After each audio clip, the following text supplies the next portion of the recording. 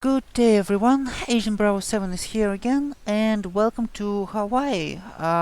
Welcome back to Hawaii, to Kona International Airport, where it's 9 a.m. of morning time, and today we are gonna do quite a long jump.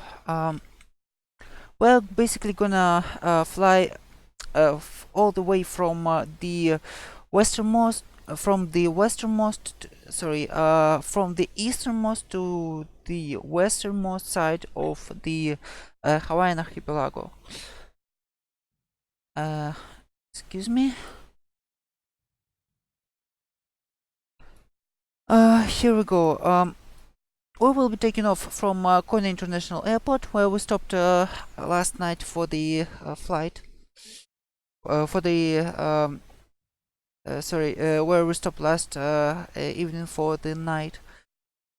And turning at Upalo Point VOR, we will just do this long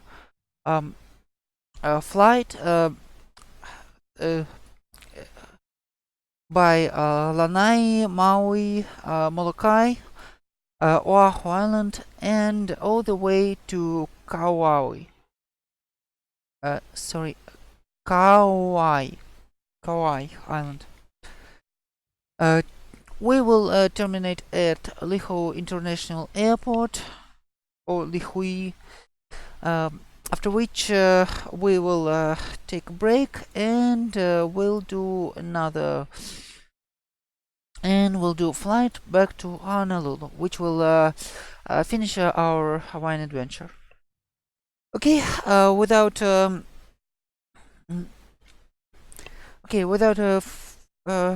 ado, let's get back into the plane and let's get started.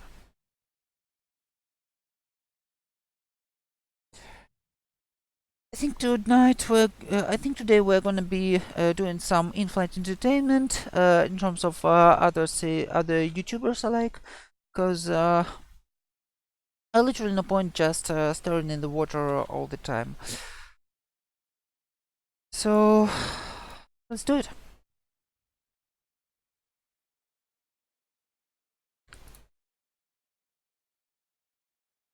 Untying the plane. And downs, all the chocks.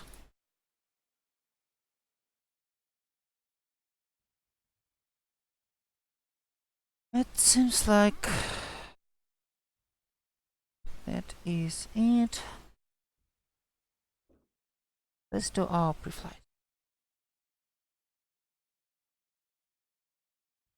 Pilot supporting headbook.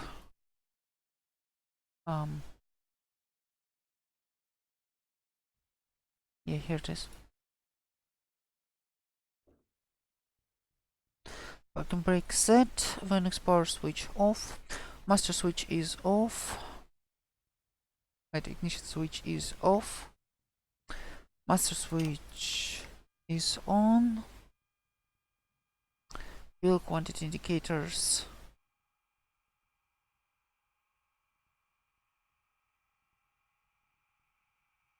Actually, for a long flight, I think we need to do we need to refill and check our weight and balance. That is correct here. Tanks.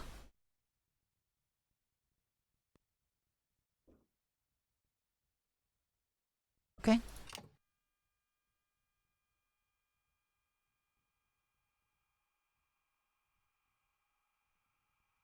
Fuel tanks showing full. Vital heat testing. I'm always testing it.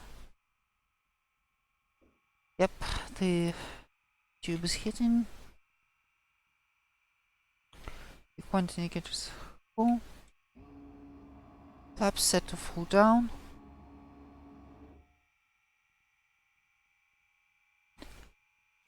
And master switch going off.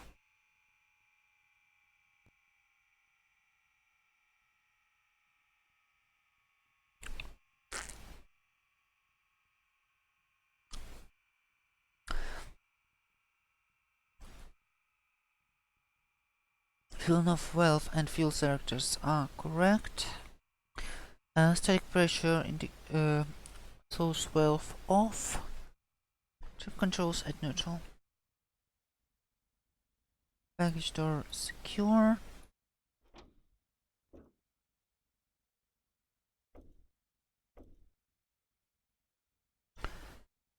Flight controls are fine. EOT antenna is fine. Flaps secure. Aileron fine. Tie downs are disconnected. 27 gallons of fuel. Chokes removed. Tires in about the same state as they were. Cover removed. Inlets are free. Prop is fine. Front tire as it was. Fuel quantity is fine. 27 gallons. Probe checked. Tie downs removed. Aileron is fine. Flaps are fine. Left main gear is fine.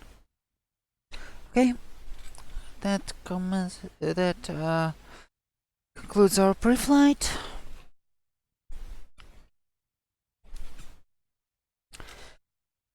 Time to get ready. Let's connect to VATSIM first.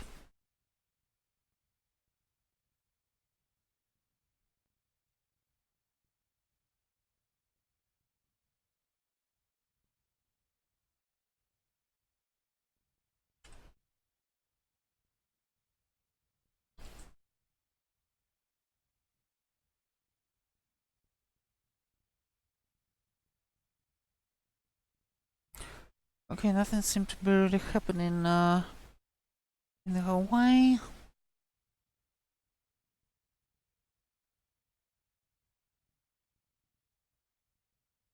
So there's a beach 18 coming into, so but I think before they will arrive we will already depart.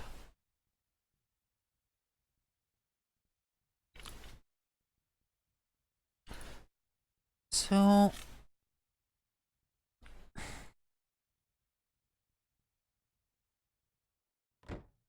okay, everyone is ready for the long flight. Actually, give me a second, guys. I'm gonna refill my soda cup. This is gonna be real quick.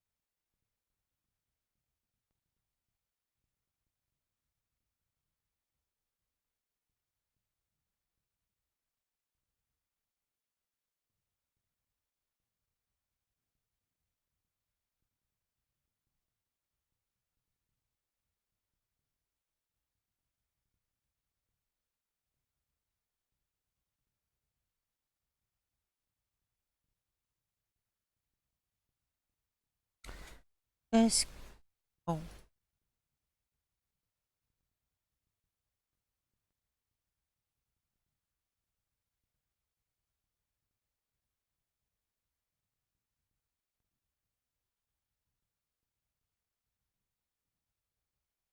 Um, okay. What just happened? Okay, give me a second, guys. The AFB doesn't want to work correctly. Damn it.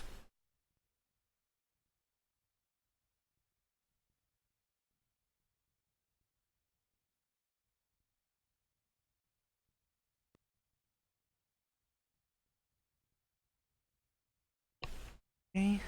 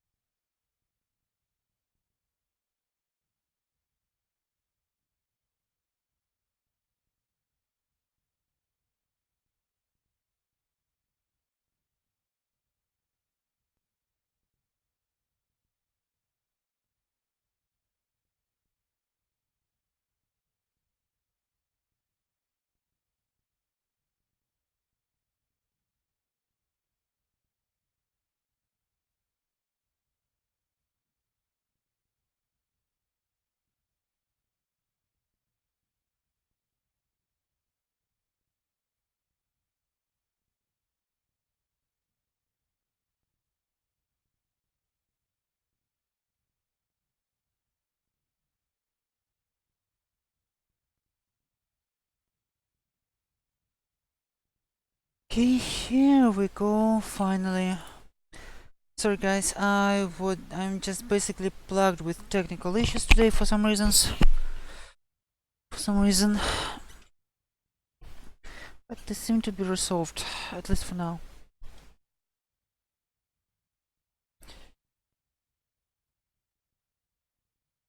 Okay. Well, to be fair, not only technical, but those are the technical ones. Okay. Well, if we're generally ready to fly, let's send our V4 flight plan. Kona Airport.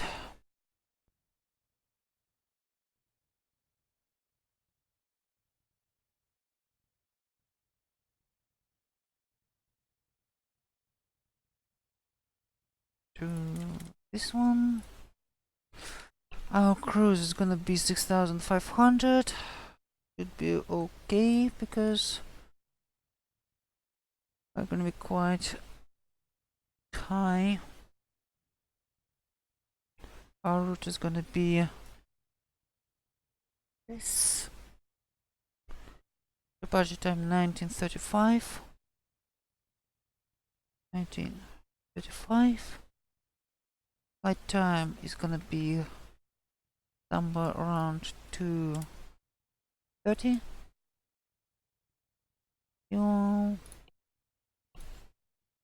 For 4 hours.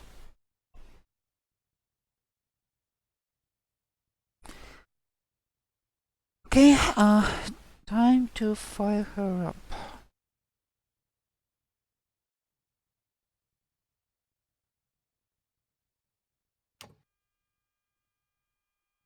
Okay, master switch is on. Beacon is on. Throttle closed. Mixture full out to 1/4 of the inch.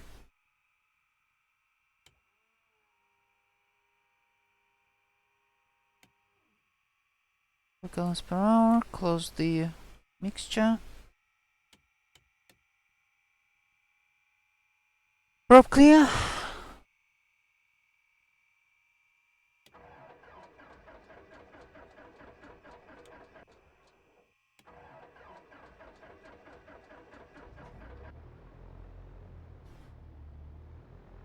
And we are fine.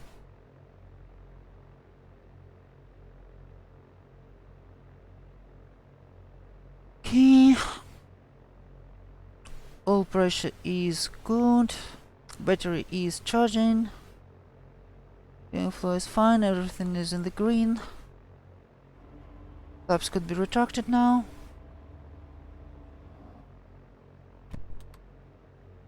Avionics buses are on. Okay, flight instruments. Pick up the weather. Papa Hotel Kilo Oscar Airport information. Mike 1853 Zulu. Weather wind 171 at 10. Visibility 10. Sky condition few clouds at 4,000. Temperature 272.22. Altimeter 2999. Advise on initial contact. You have information. Mike 2999. Okay, here we go. And directional gyro. What?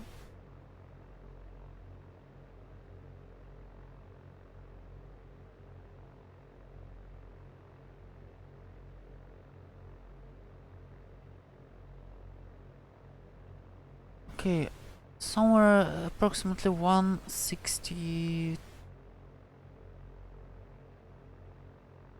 172. And it's approximately 172. 20. No. Here we go. So we're facing basically our departure course.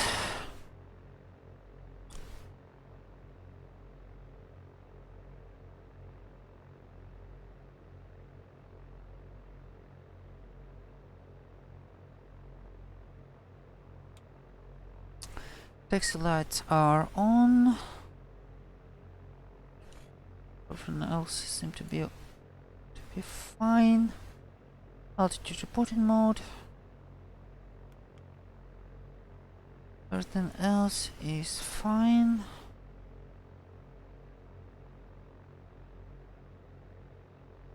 Okay. Should we do the autopilot test?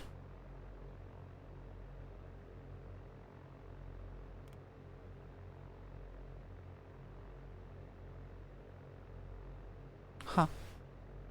This is interesting.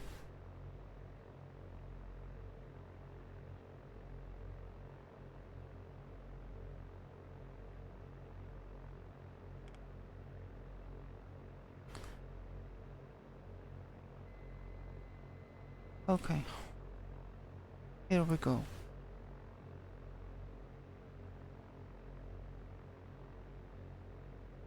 Autopilot test complete.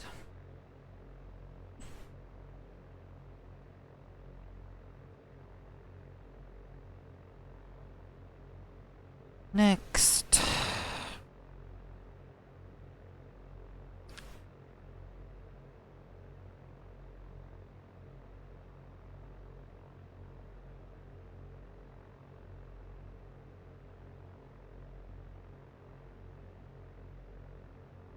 Okay, the Beechcraft is still quite out there, so I have to just taxi 1000 RPMs, normal idle.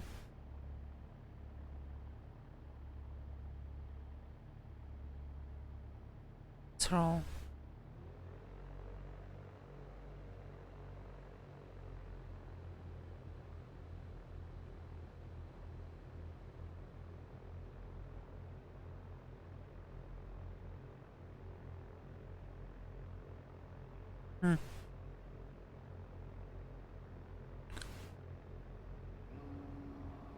Flaps going to 10.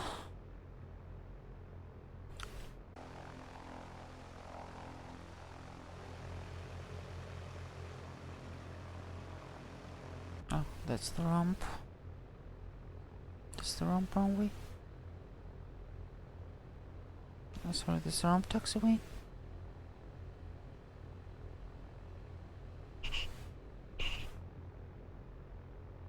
Have to get to the main.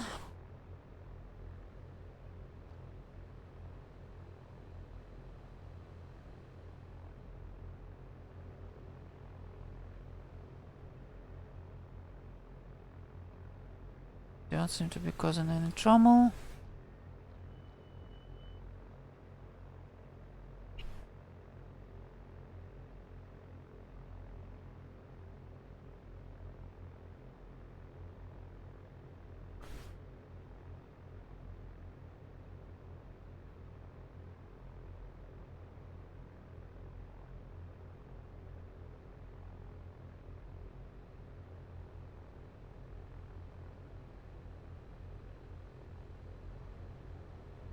Kona Airport Terminal.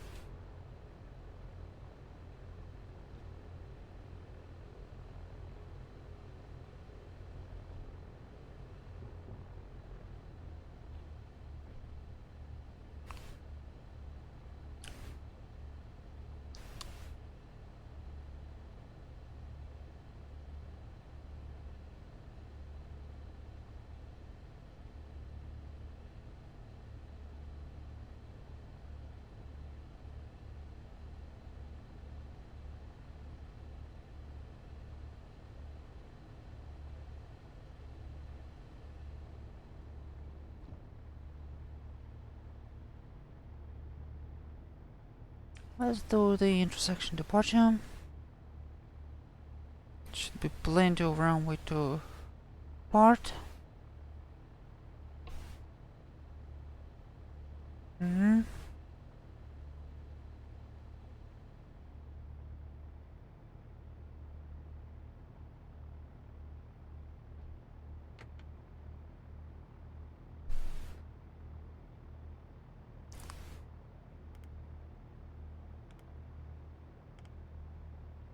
Hear what I mean.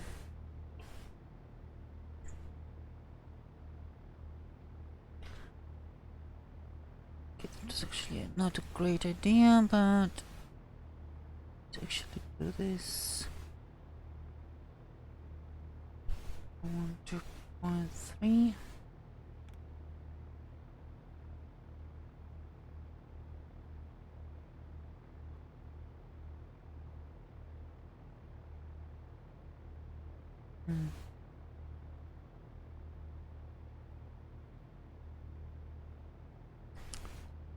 Departure.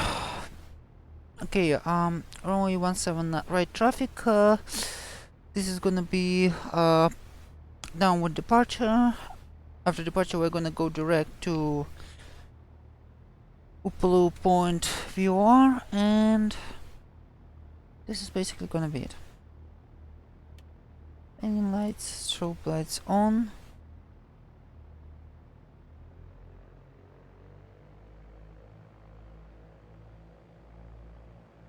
Doing the run up.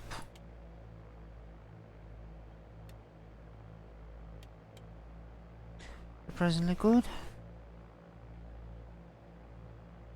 Suction gauge is okay. Trim is okay. Flaps 10. The takeoff checklist complete. The finals are clear. And we're taking off.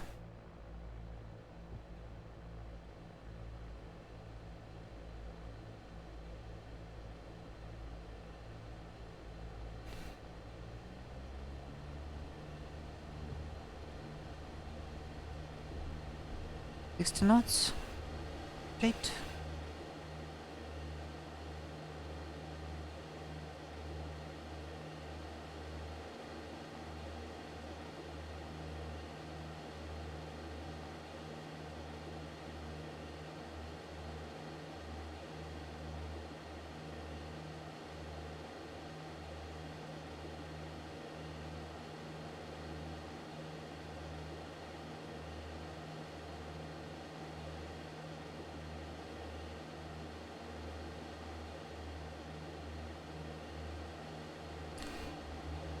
.75 knots. Flaps could be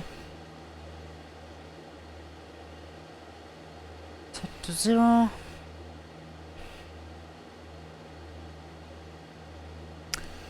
Bye bye, Hawaiian.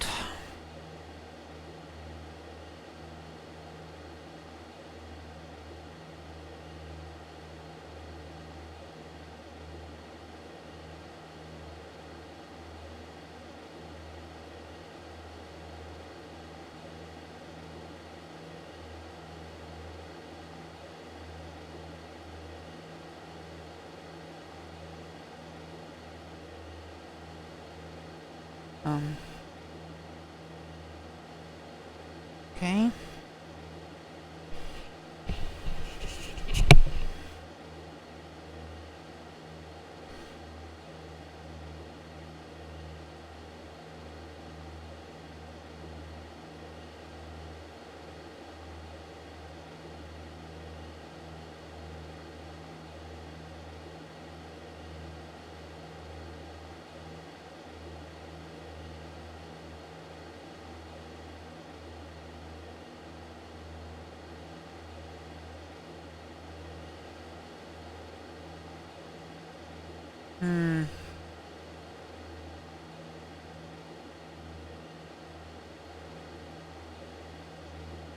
Okay, I'm honestly not sure what is wrong with directional gyro. Because right now it was about 10 degrees.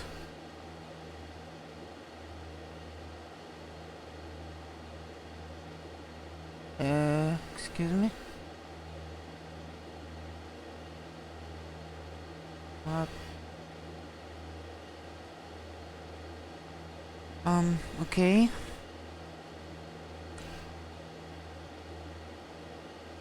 Yeah, trick 010. Okay. This looks about right.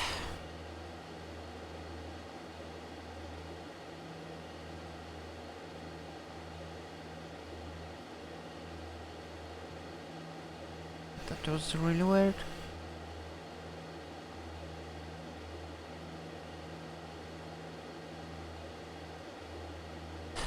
Climbing.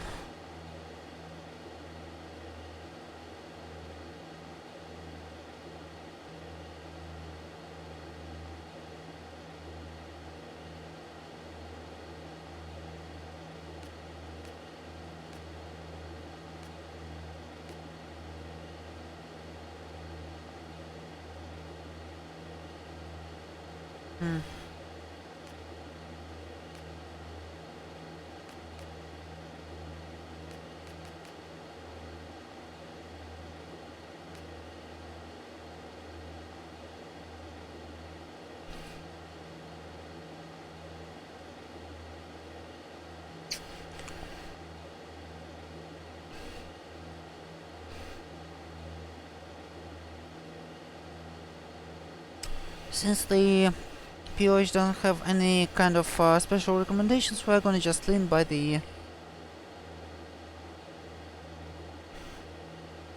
Okay.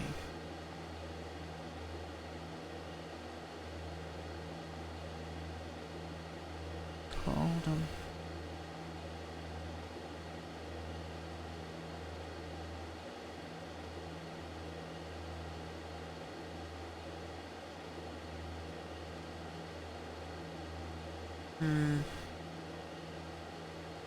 Okay.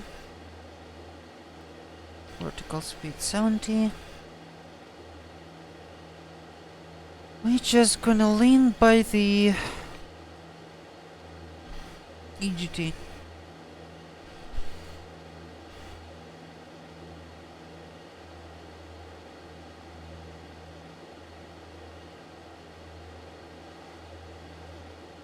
Oh, interesting. This is very interesting.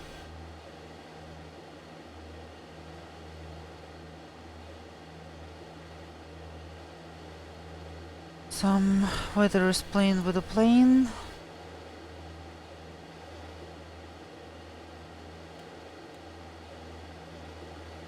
Lights aren't required anymore, really.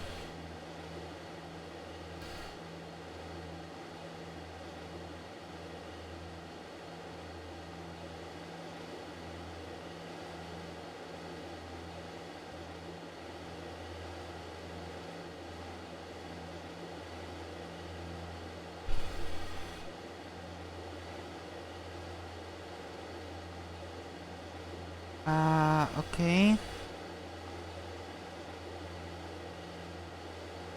This is not what I expected.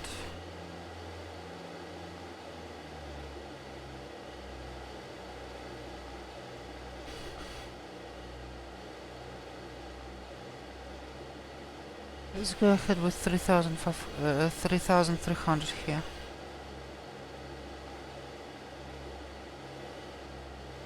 This is definitely not the kind of weather we would like to fly in. Not to mention the clouds.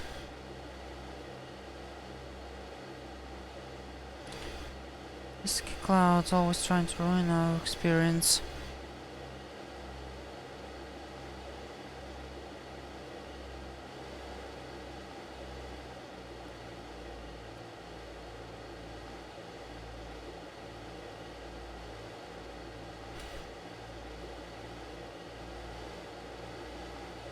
What is even that? I haven't seen any kind of warnings. Not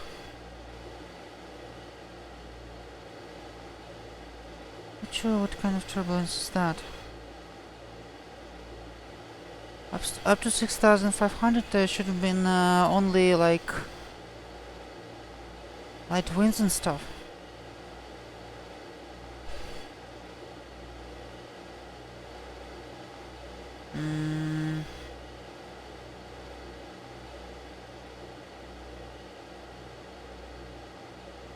Okay.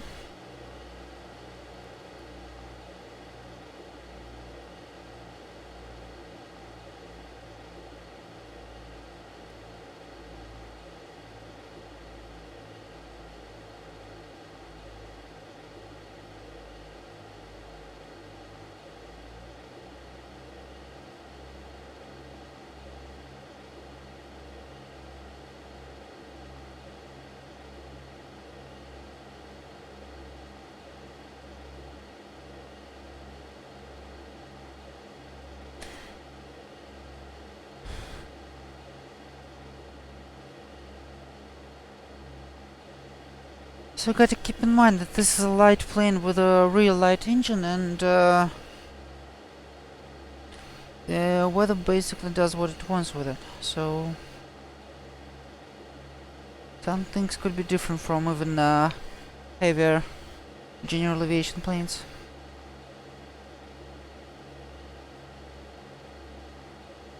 Okay.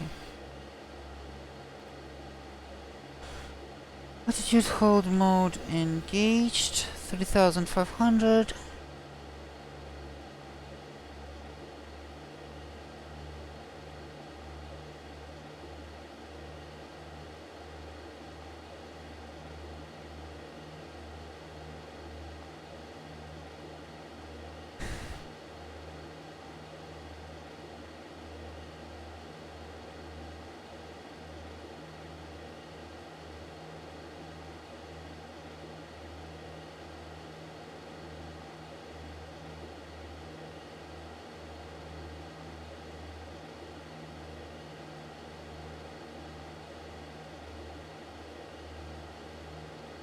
Now we can lean the mixture.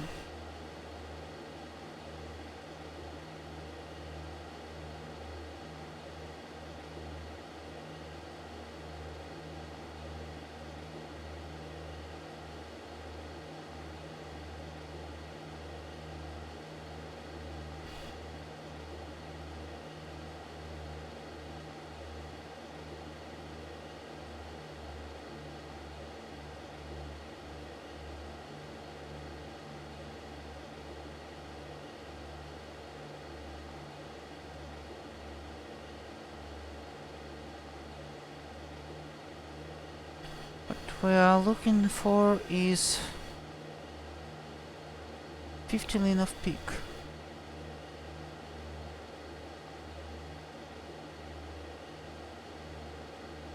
Okay. And 5 lean of peak.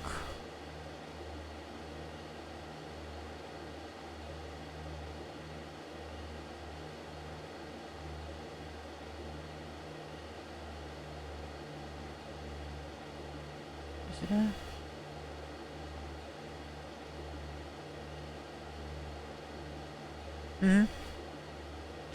That looks about right.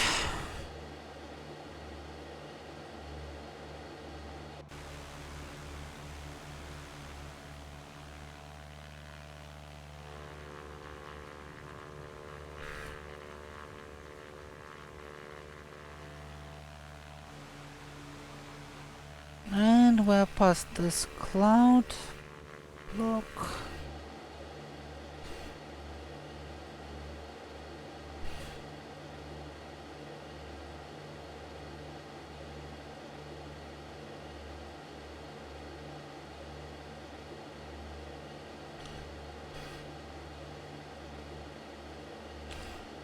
Somewhere after the viewer, there should be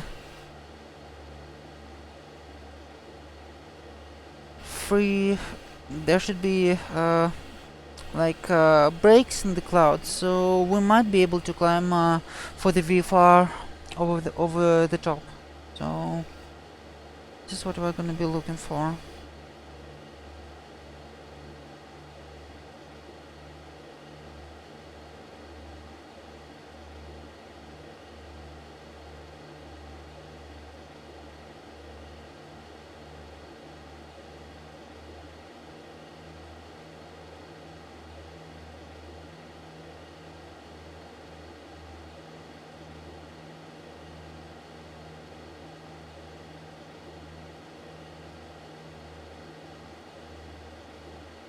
And that's something I'm used to, balancing between the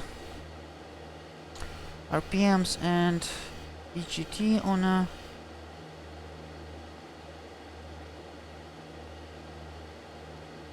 small piston.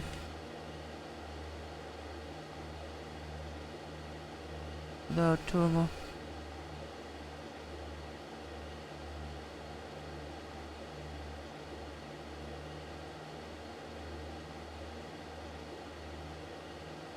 Come on.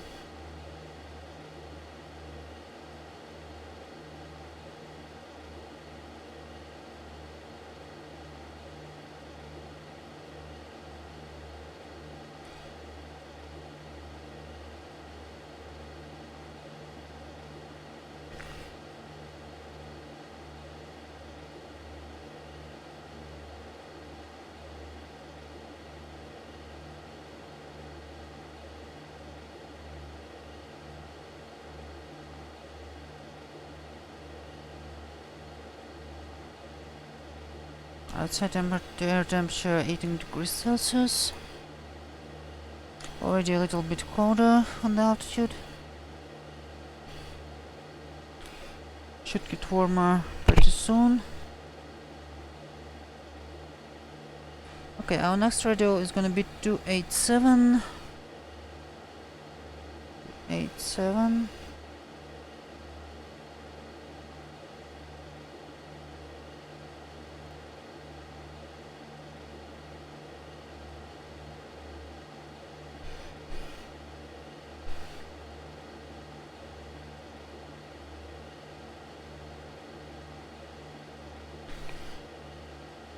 Seven from Upala Point.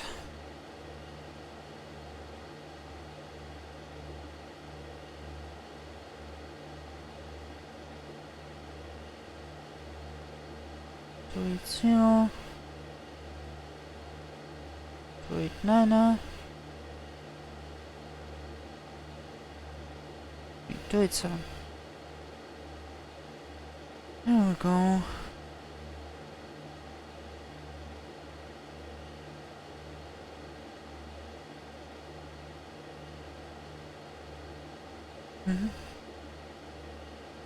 It's about right.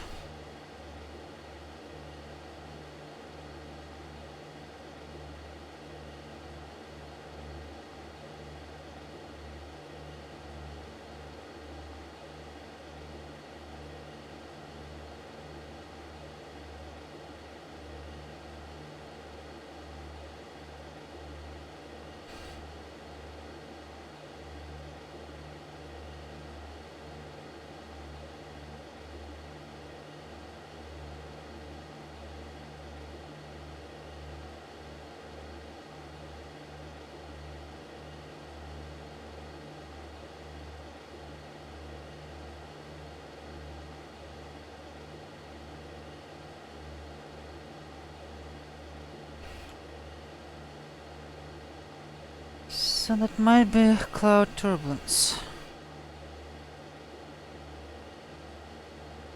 Let's see how it's gonna Turn out.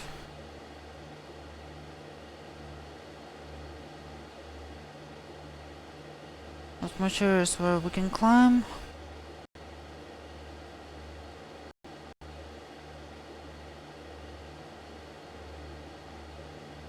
Okay.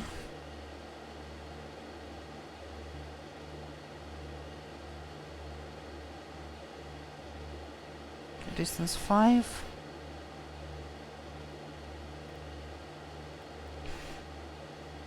Not sure what airspace are they warning me about.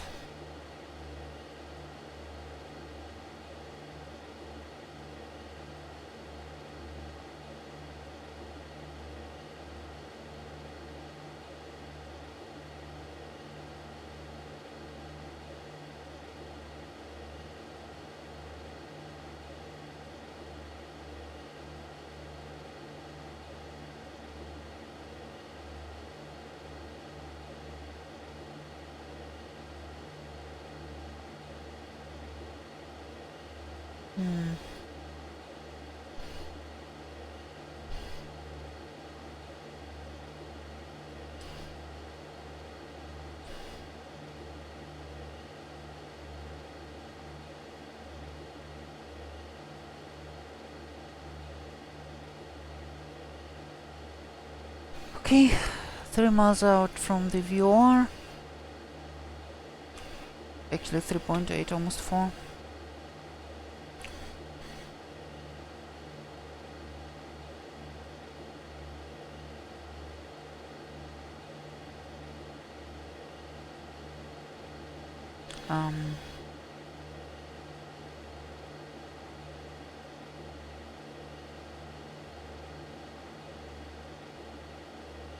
Okay, 31.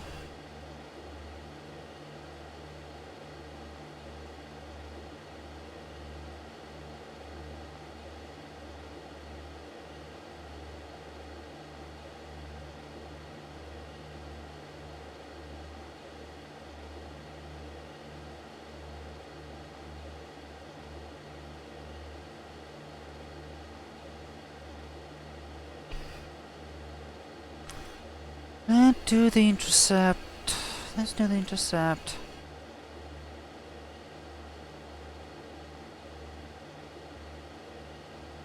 Okay, the gyro still shows approximately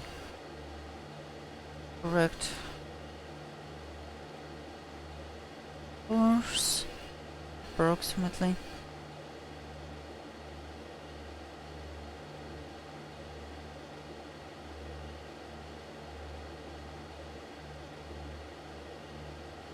Let's see.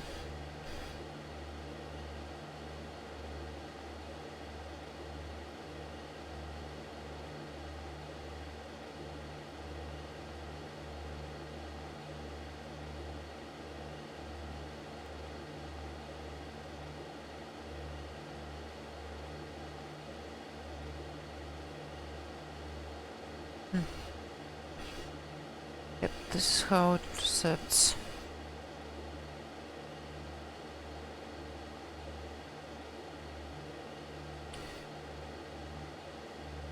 Okay. 45 degrees intercept.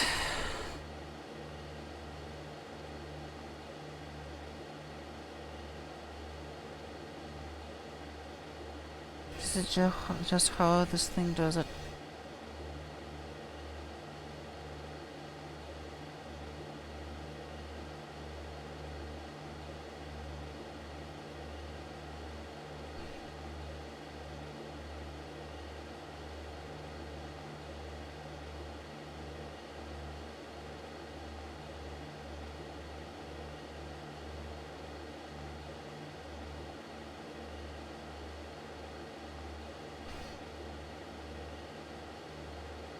Okay. Here's coming our needle.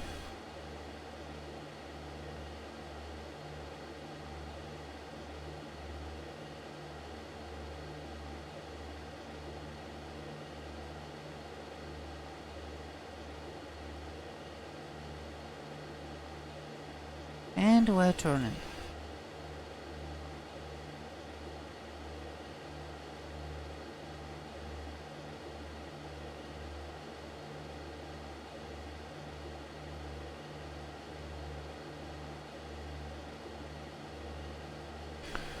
the first break in the clouds, we're gonna climb to 4,500 or 6,500, depending on the actual cloud situation.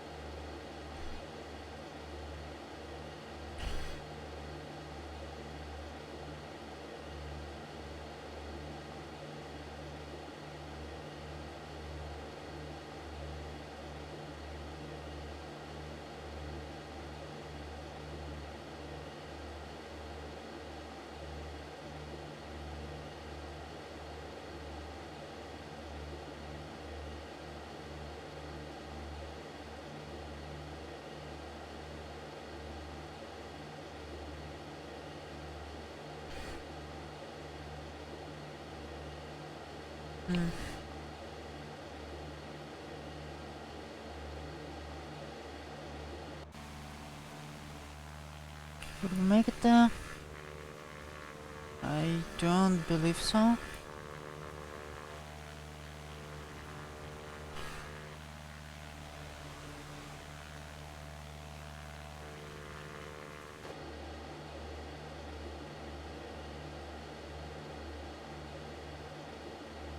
Let's climb at least to 4,500.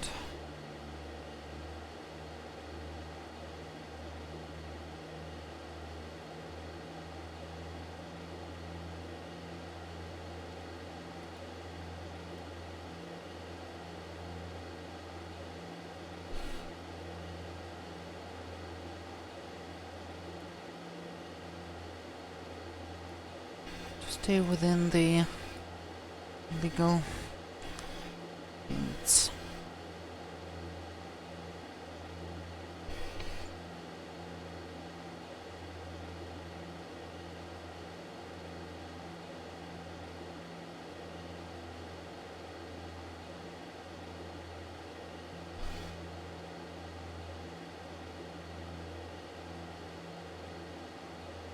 This is definitely more clouds than I expected.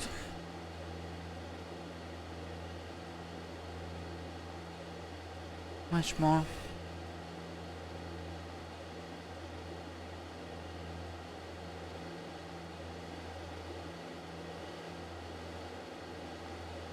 Here's the turbulence.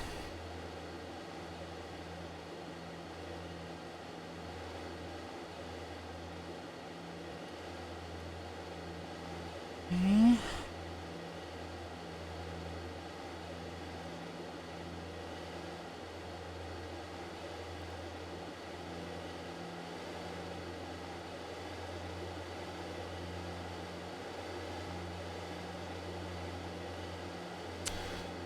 That's a good. Okay, that was a bad idea.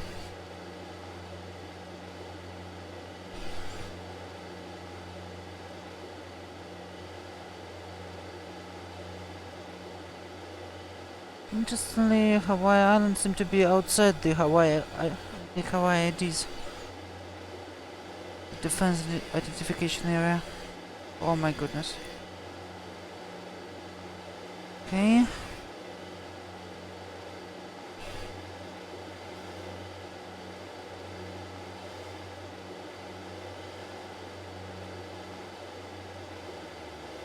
Not sure where's this cloud turbulence coming from and why is it so heavy, but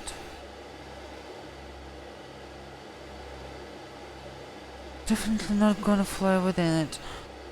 Oh, hello there.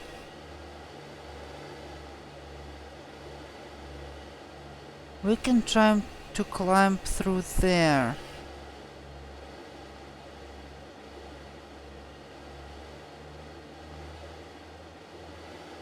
Okay, easy, easy, easy.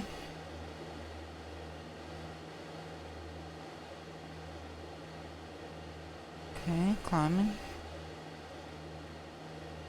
80 knots. This is fine.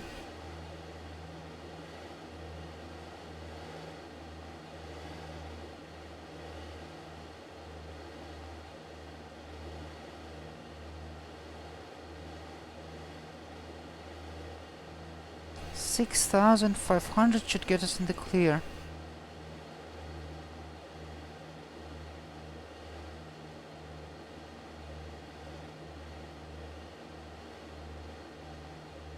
Knots is pretty much reasonable climb rate. And climb speed. Okay.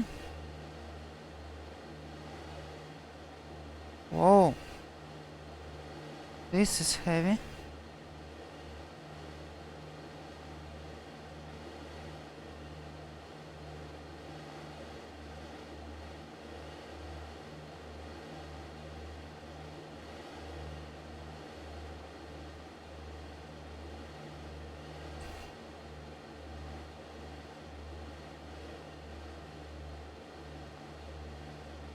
Not sure what is thing happening.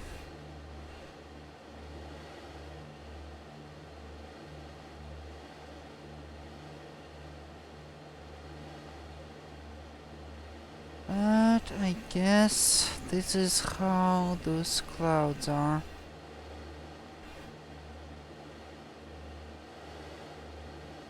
Okay.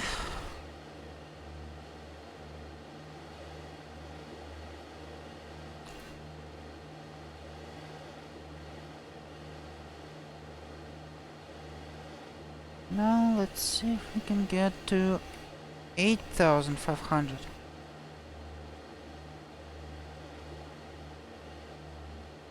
This is definitely beyond what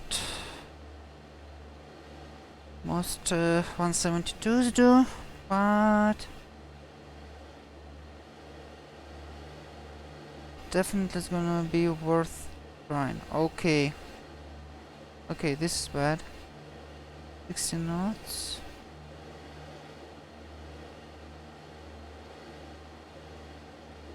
Yeah, that was not the greatest idea.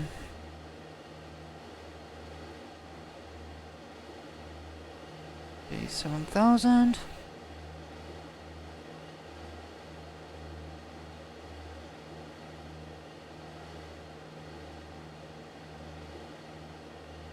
Still surprisingly within the limits. Well, still again surprisingly out of clouds.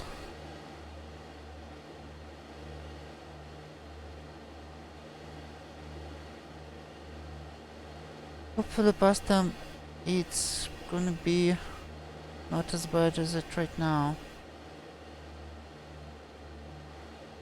Okay, here's 8,000.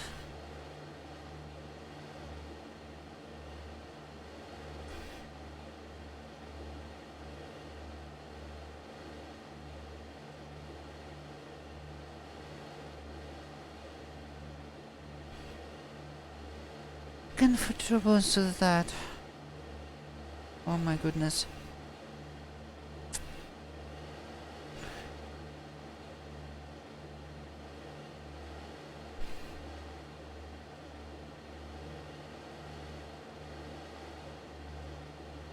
No, definitely not the kind I want. Definitely not the kind I want to deal with.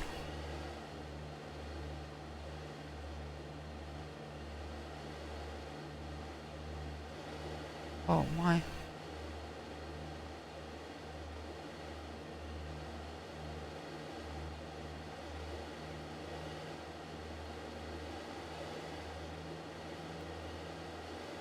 See if it's gonna be able to maintain.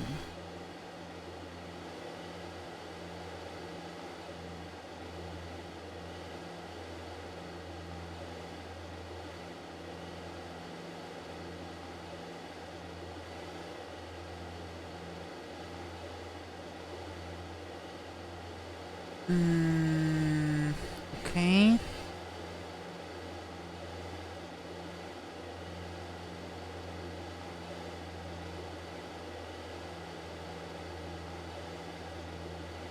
This is not my brightest idea, definitely.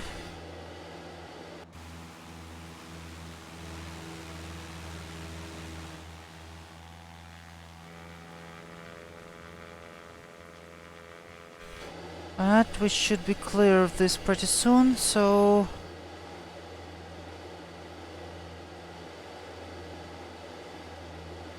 hold on to things.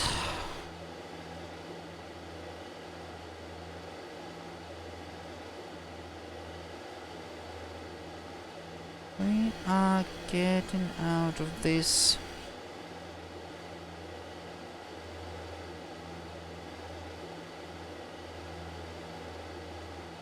Oh my. This is definitely not something I would be doing in real life. Not sure why it's even need to be mentioned.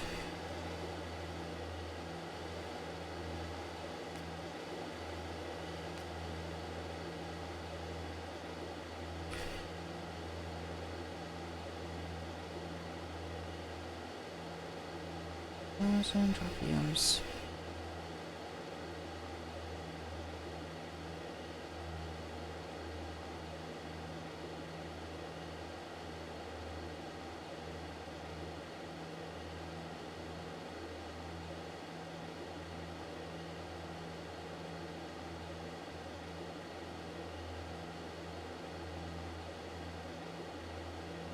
Degrees Celsius, some heating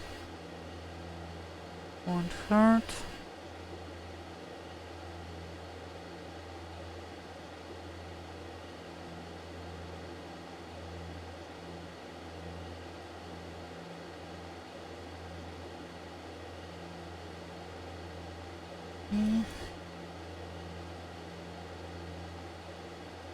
And we seem to be clear.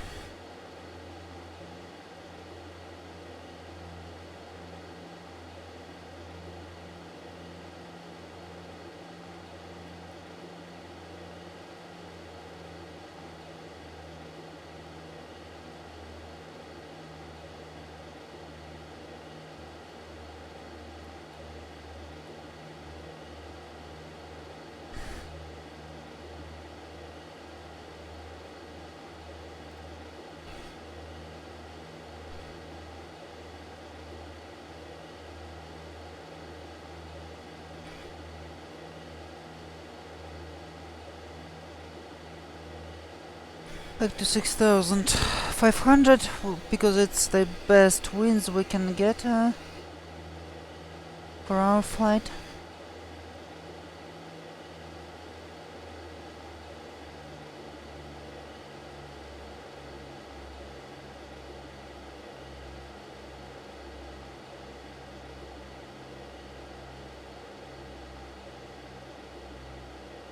Okay, 7,500.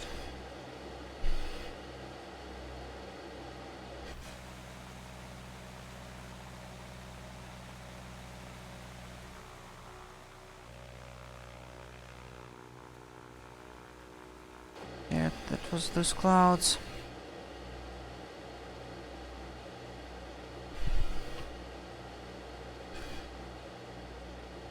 That's the Maui Island. The island we were visiting yesterday.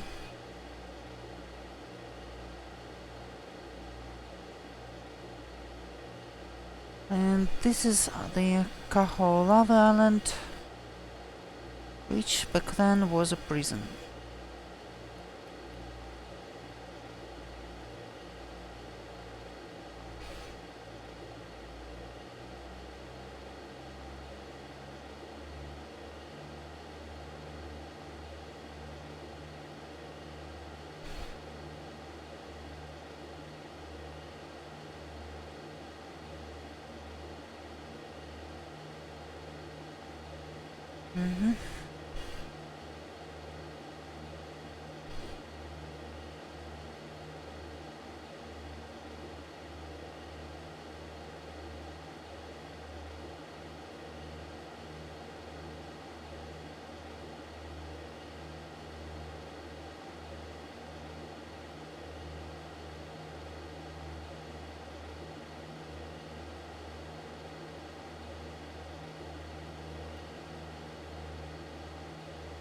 And here we go.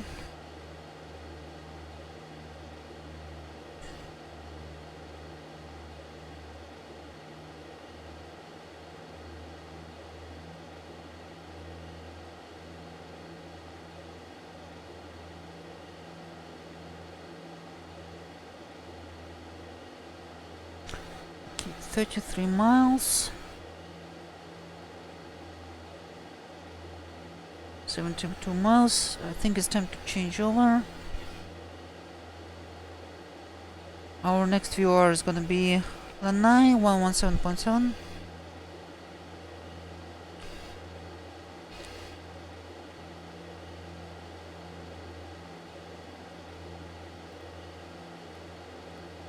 Point 7.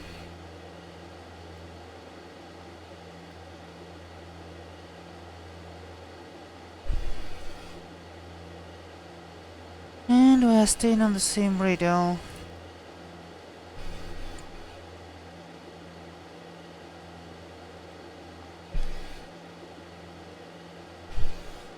One zero seven.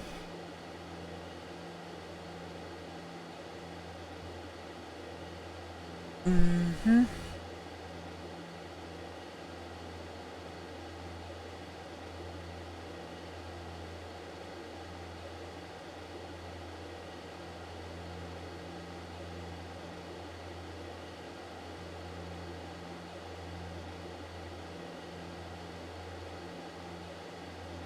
Time to lean it.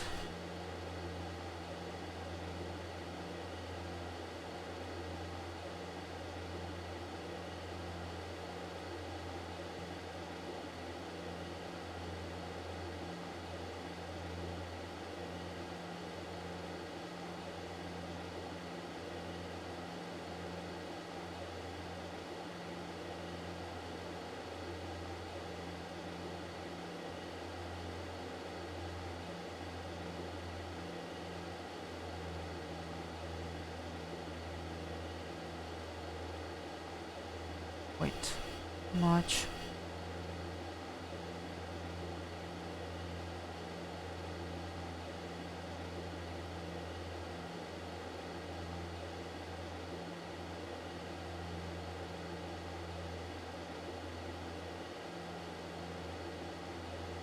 So the peak is... it's really the peak. Okay.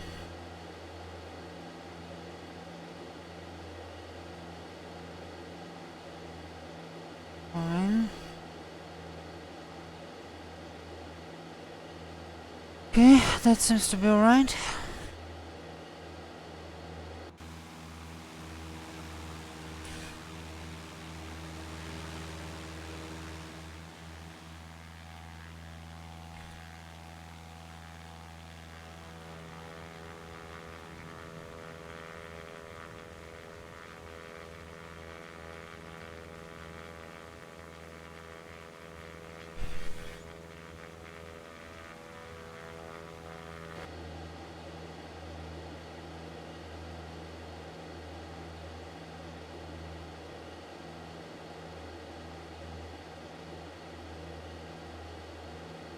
°14. That's right.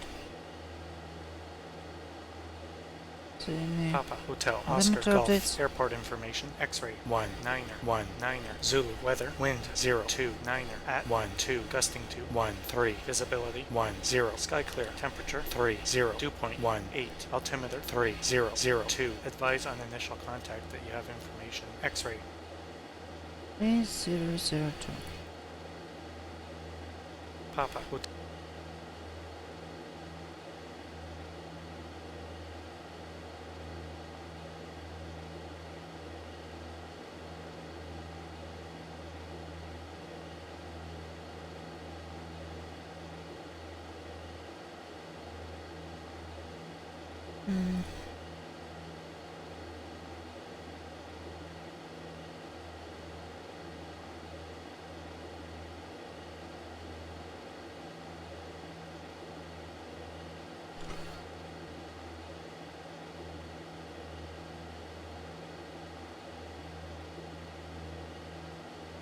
Okay, so since we're in cruise now,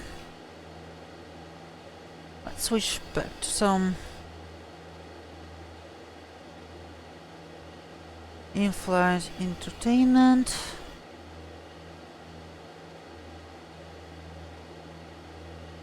Which is definitely gonna be aircraft related.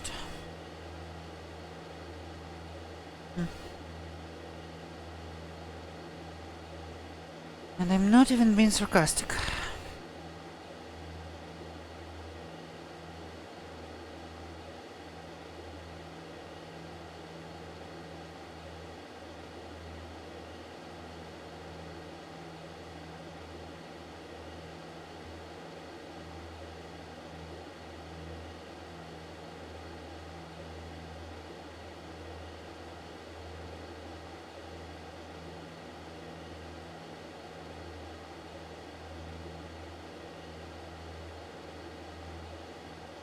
I would say this is quite impressive.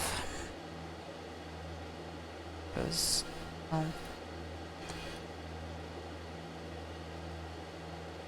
where else would you be able to make a business on selling a purposefully unsafe planes? The game we get to kill the population by having them utilize products that haven't been properly safety tested. It's business magnate. Last time we cured cancer. Now I'm gonna cure stupidity. New game.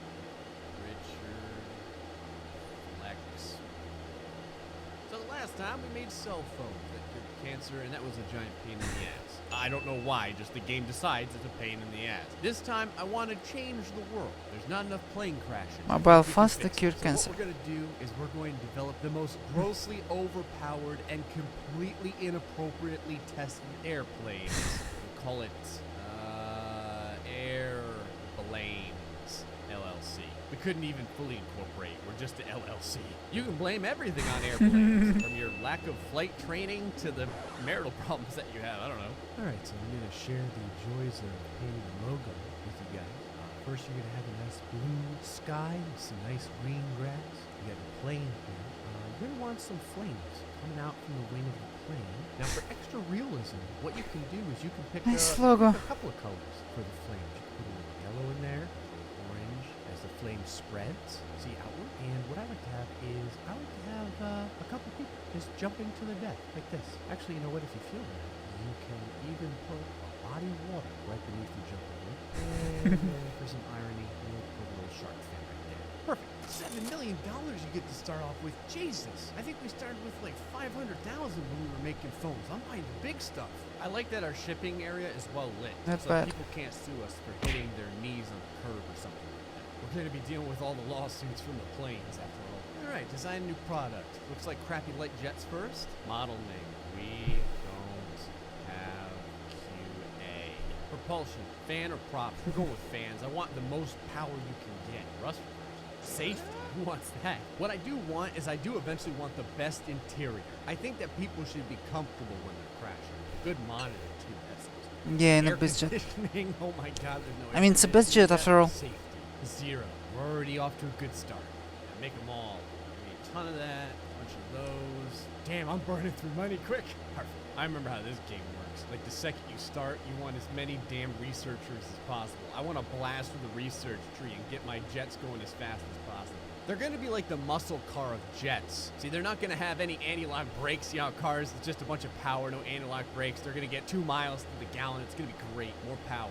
I'm marketing before we even have a plane out. People need to know what it is we do here.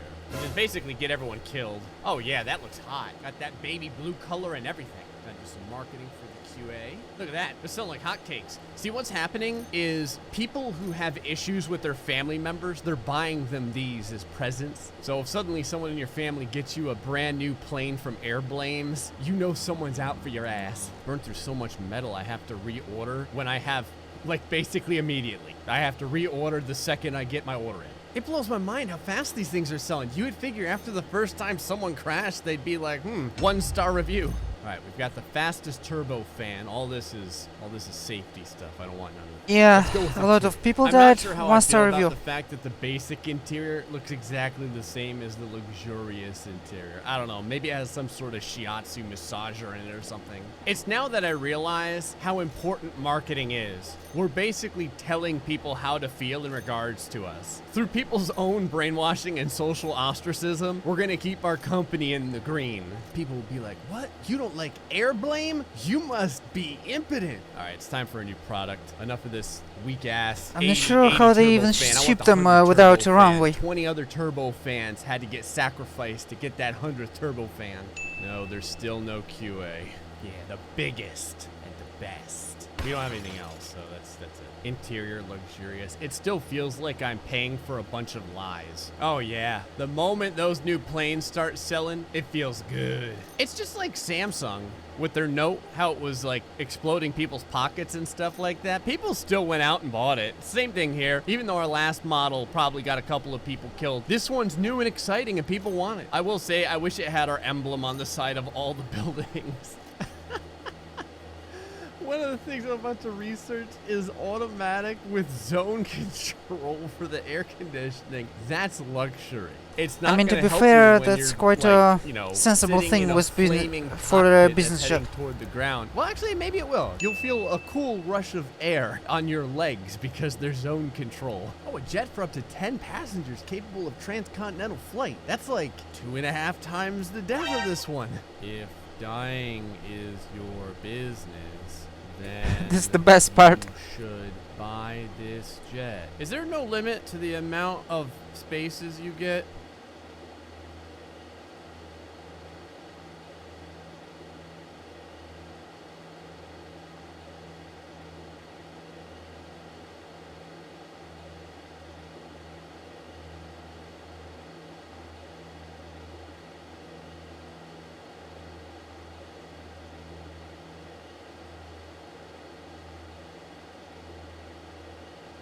I don't know, looks good enough for me, at least for now.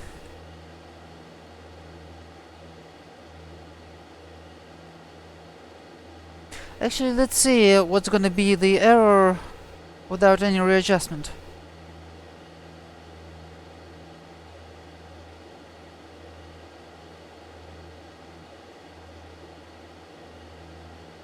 Your significant other wants you to buy this jet. If you don't, you're letting them down.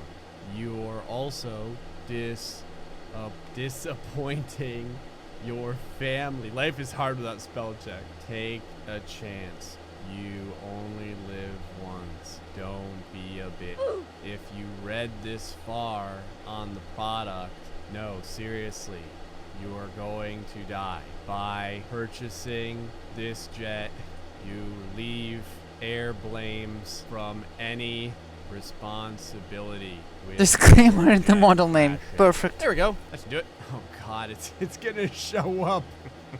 Want that modern glass so you could really see what you're about to run into. We also have automatic zone controlled air conditioning. Oh my god, I can't even see what the recommended price is because the damn name is so long. 133,400. Oh, I can't close down the thing because the I wish close these button jets is gone were this because cheap. the name is so long. What did I do? I think I can get off it with this. Okay, thank you god. Oh yeah, these new jets are hot. It's got red tint on it and everything. That's not actually the paint job. That's the organs of the test pilots. Woo! Even with my jacked up Cut procedures, we're landing breaking 10 gear mil over on here. the tail. We're allowed to have navigation since that doesn't affect the safety. Oh yeah, look at who's king of the mid-sized business jet. It's air blames, baby. Everyone else is down here. And I like that right in the middle of the name of the plane is bitch. Like that's the one word that it managed to get right in the middle. You don't really get to see what the hell our stuff is. There it is finally, like all the way to the bottom. You can see all the information right here. Omnicon. What kind of loser name is that? You need to name your stuff like this right here. Turn this into an acronym. What does it turn into? Acronym? Acronym. Yeah, that's what I meant. Or navigation. All right, we're going to the big boys right away here. I'm making double the planes now. I figured, why the hell not? All right, got a new name here for our large business jet. All right, in order to be like ridiculously figured, why the hell not? Alright, got a new name here for our large business jet. Alright, in order That's to be nice. like ridiculously self-sufficient, I guess we should make all of our own stuff too. So if we put down like 2 of these, people have a death wish because look at our sales over everyone else's sales. I think the big selling point here is the name of our plane, because if you could have a difference between this and Neomen 2, come on. I like how no one has any safety. Intermas doesn't have any safety either. Oh yeah, we're making all the stuff now. We're not even buying all the luxurious seating and everything. We're utilizing all the skins of the people that had fallen. It's like organ donation, you know? You can sign up to become a skin donor, and then you'll be immortalicized as one of the chairs in the plane. I just realized I have 666 total employees, and like everything's completely balanced with that. I guess it's relevant to the company.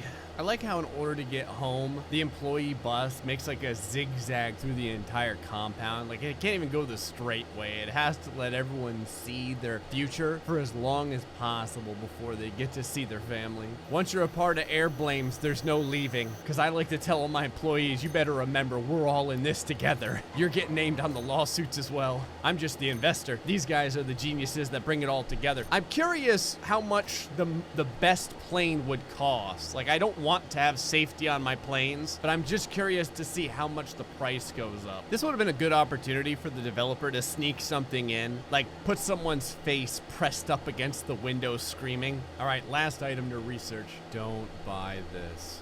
170 with everything maxed out? Hold on here. Even with the turboprop, the large jet is still garbage. $170,000? You're better off spending the extra 10 grand. Ninja Ronaldo, thanks for the follow. Welcome to the agency. Welcome on the live stream.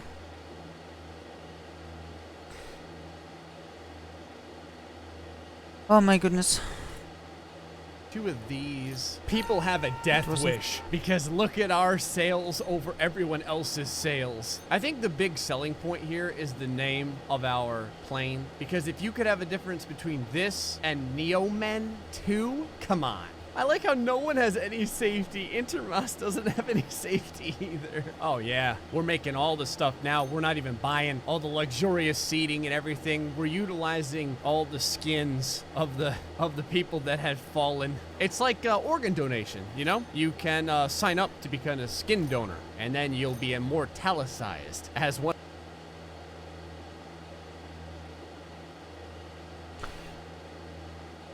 Right, passing the Lan Island. With this little settlement, the beach, a nice city airport, which we landed at yesterday. Right, and on the right, finally the Molokai Island.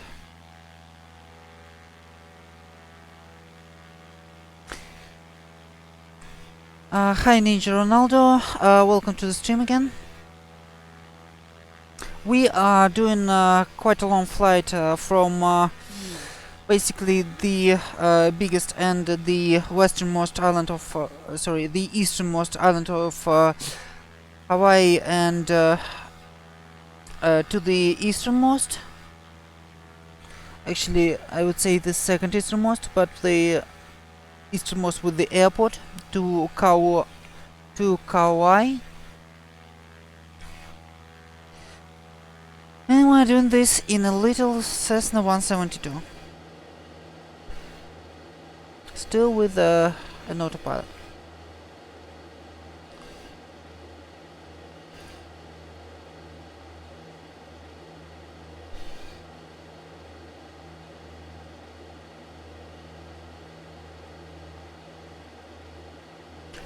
We're at 6,500, which is an appropriate VFR altitude for our flight.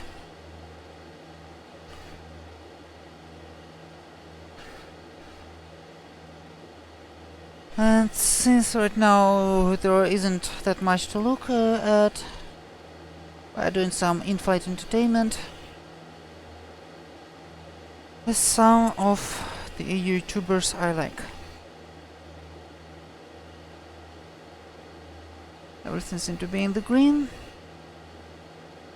Everything is fine. Let's continue.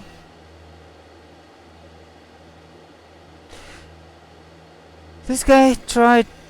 This is actually Grey Steel Place, and in Business Magnate, he was trying to make the aircraft without any kind of safety features.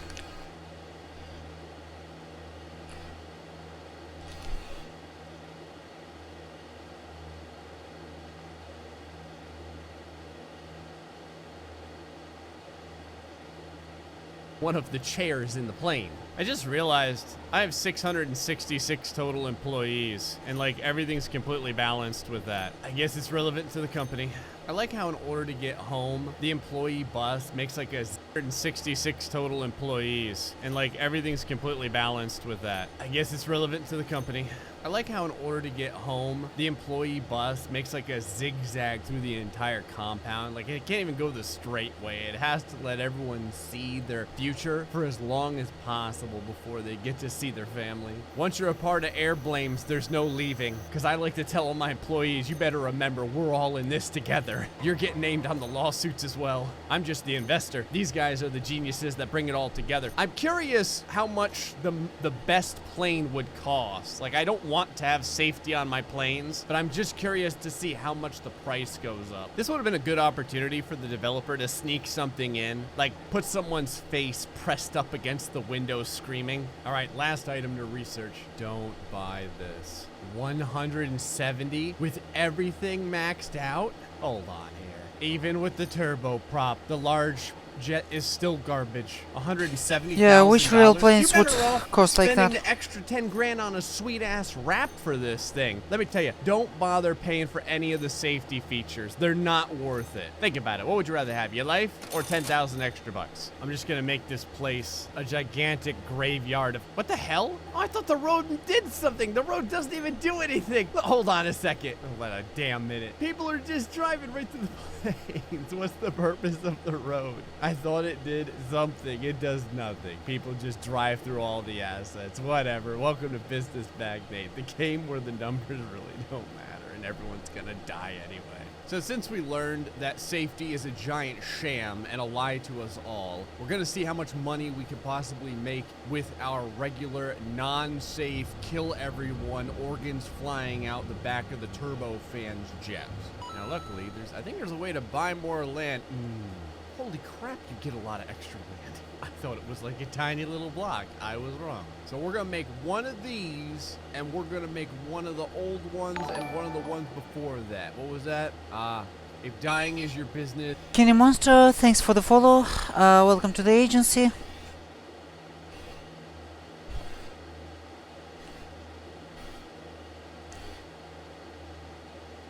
We are flying 172 from the eastern part of Hawaii Island to the westernmost part, from the Big Island to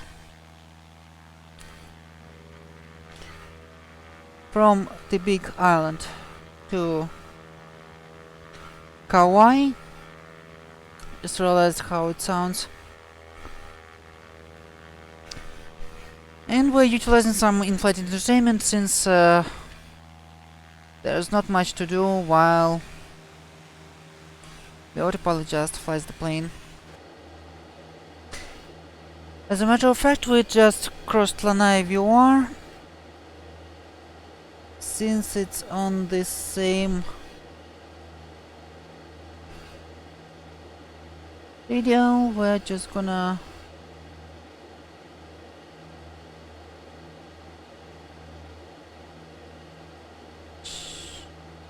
okay, that was bad.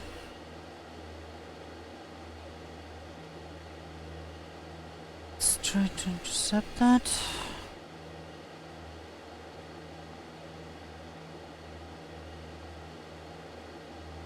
Yeah.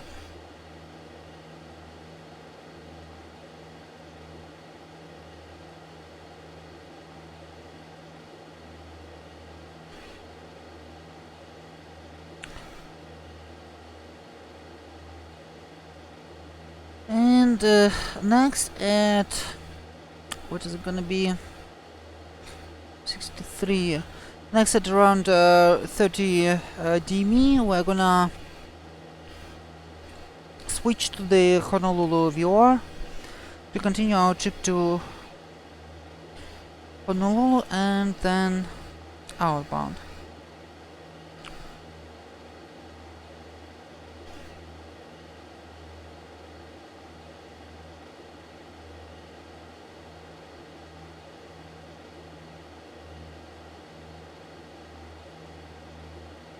Than me, I don't know, I wrote like 7,000 other words there. And then we need one more big ass production center. Sure, I'll put it there. We never have enough space to shove random things. The rest of the space is gonna be shipping areas. Okay, I'm cranking out planes and they're selling as fast as I can crank them out. The big issue is buying enough damn metal to keep the planes rolling. I have every single human being in the entire world in the mines at this point. So we totally rule the world of large jets, but mid-size and light-size we're trying to come back and then we can win all of them at the same time. And if we think that someone else is besting us, I don't know, we'll just garrote them or something. We have so much money, hiring a hitman is not out of the question. Maybe I can get another one of these moving. Hey, research and design, you're all friggin' fired. Oh, never mind, I have to pick a reason to fire you, so I have to be prejudiced in some way.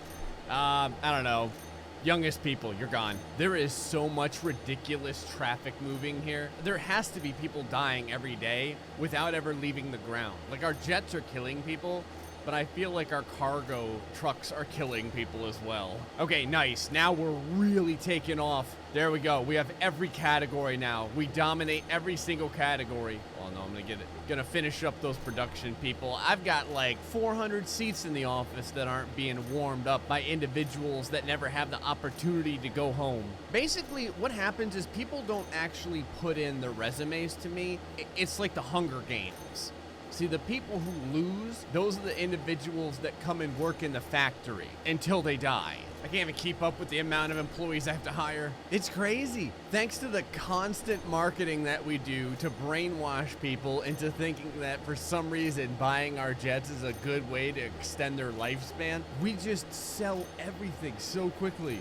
Makes me happy. Look at this. Now we're starting to make a lot of planes. I need more shipping areas. God, it's just a graveyard of planes. If I can find even the tiniest extra bit of area, there we go. Space for more planes.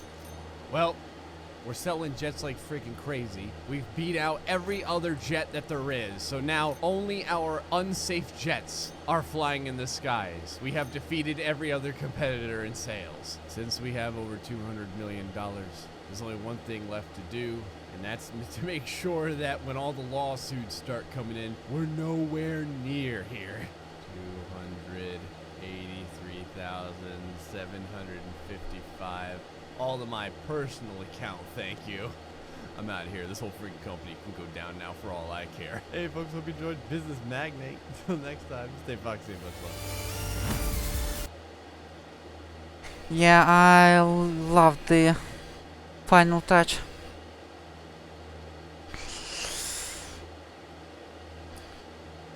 Anyway, Honolulu seemed to be a little bit on the swarming side, so at least we will have to announce our intentions here.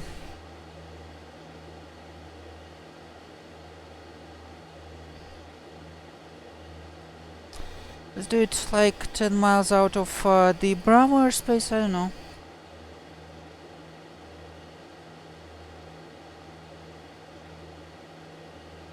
Oh. Sorry about that. 20 nautical miles out. Yep. After crossing the Mod Charlie Vale, we will announce our intentions.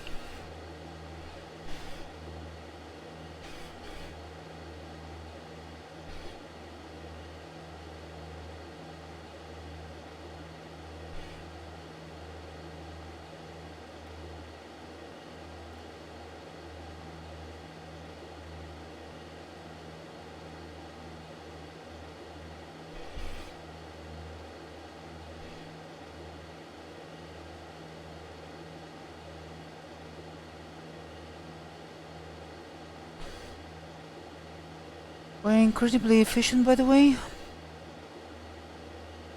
Definitely need to stop to refuel anywhere. Made most... Oh. We're about halfway to our destination, so won't have any trouble.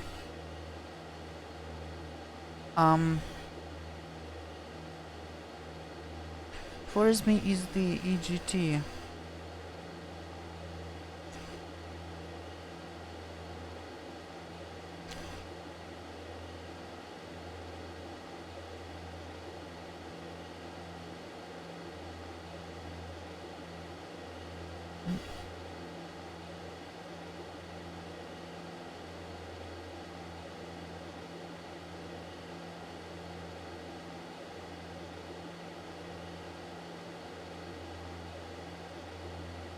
Let's go a bit on the lean of peak side.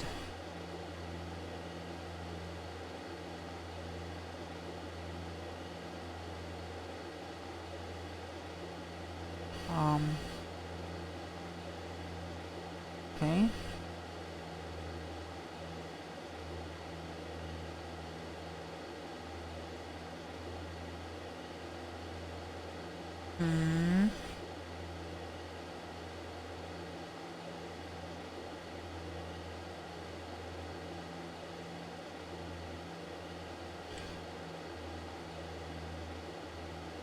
Okay.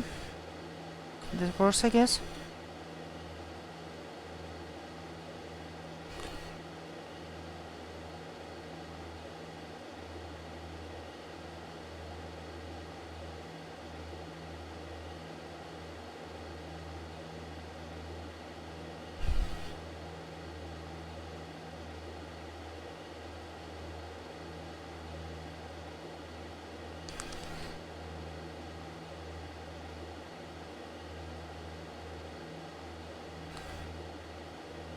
The Honolulu VR is 114.8.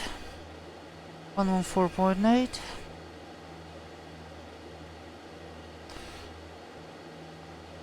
So we'll switch to heli mode now.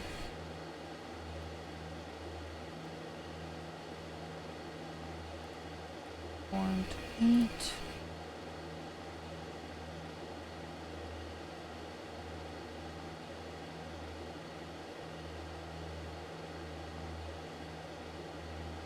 Have it intercepted. In 5 miles, we're gonna announce our intentions within this airspace.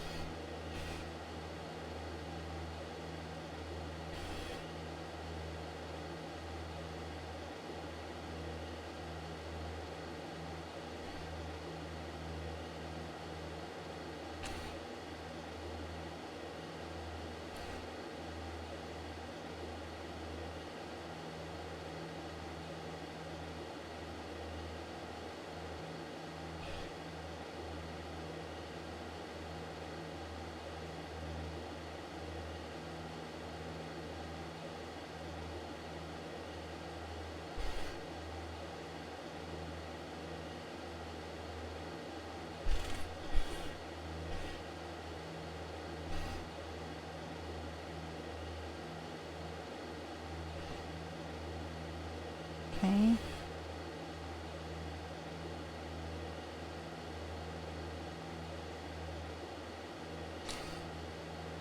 I might be wrong, but I have a feeling that most of the terminal areas have this VR in the middle of the airport, just solely for this reason, to sort out the sectors of the Bravo airspaces.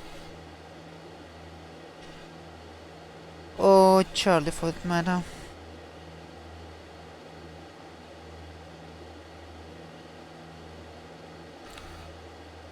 Like here. Like, it's not perfectly the same, but definitely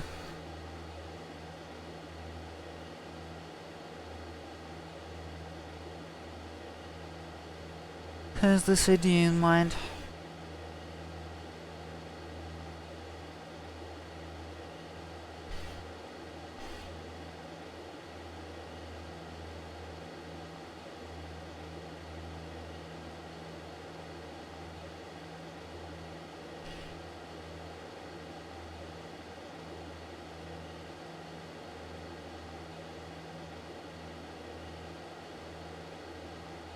Okay. Time to tell everyone who we are and what are we gonna do.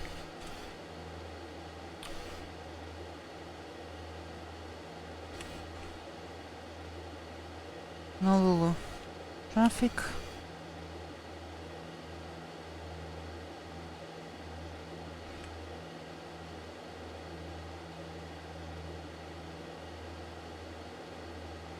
Cessna Skyhawk.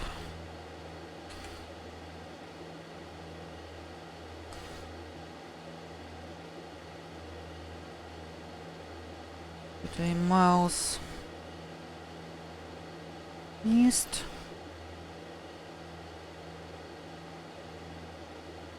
Positioning. Now class Bravo to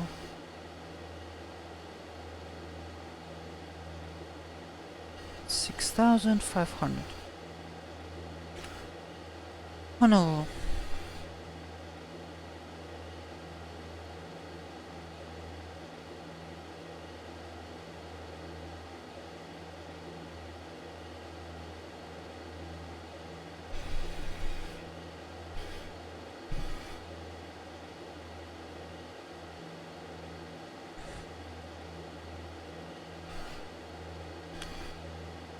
I have a feeling we're definitely gonna see some traffic here.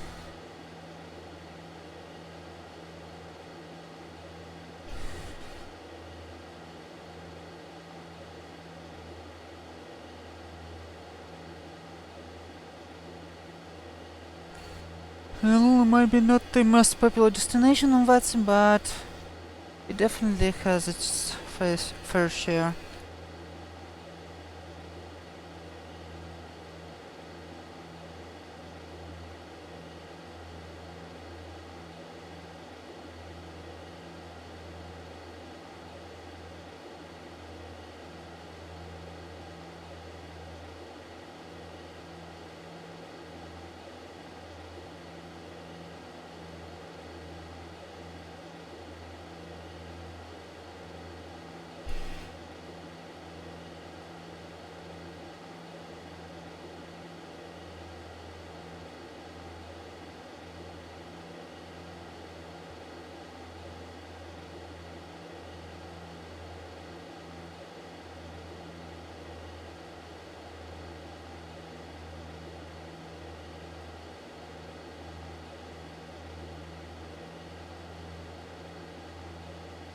Okay, I'm a bit worried about EGT's rising.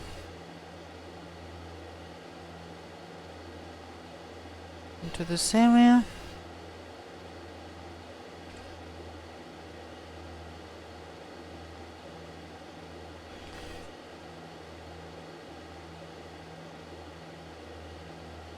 Okay.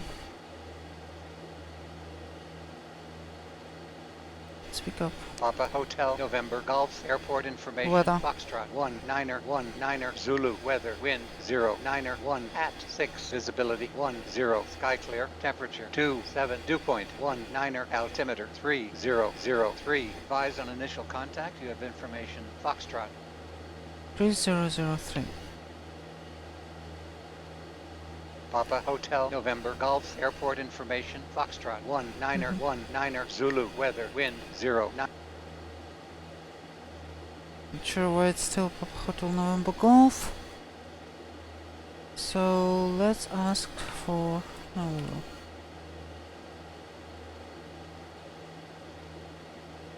Three 3003. Okay.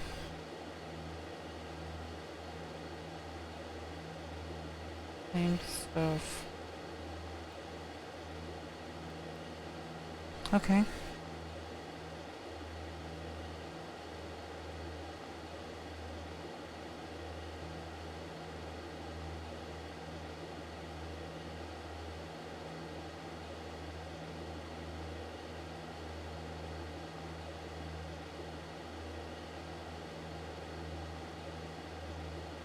So here's Honolulu class Bravo.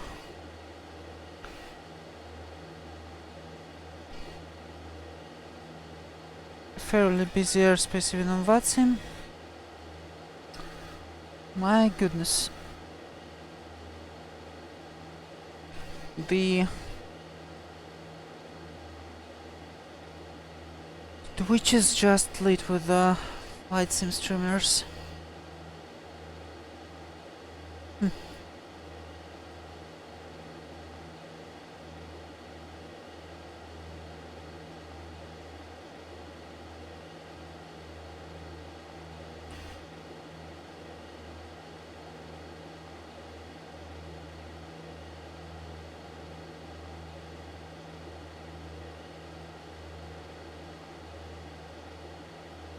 So what's our next plan? Directly above Honolulu, we are gonna be turning to radial 258.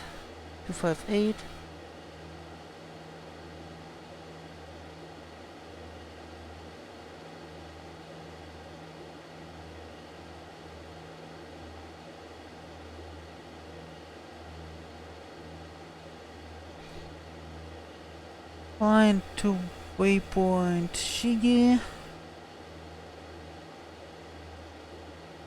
until crossing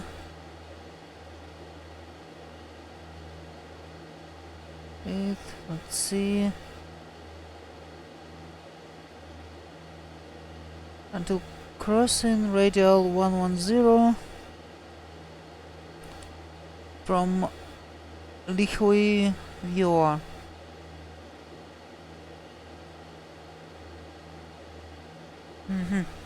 This is gonna be interesting.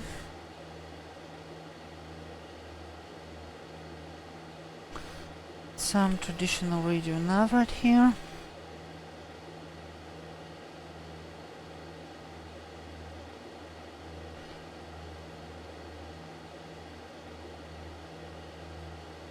Welcome to the capital island, everyone. Oahu. Well, we are not landing here. Just gonna pass Honolulu real quick.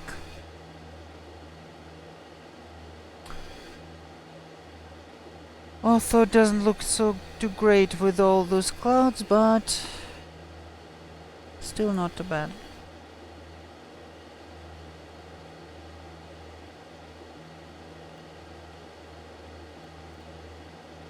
Yep, inside airspace.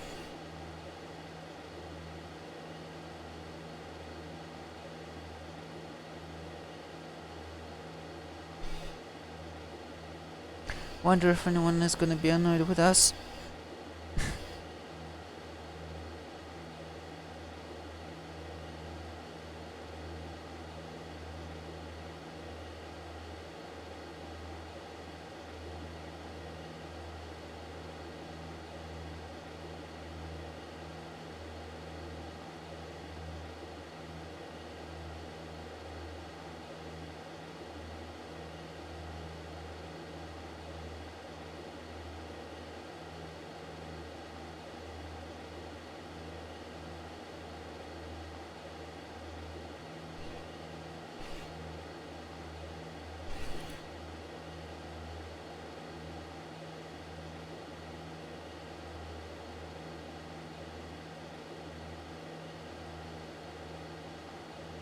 Okay, this is Honolulu International.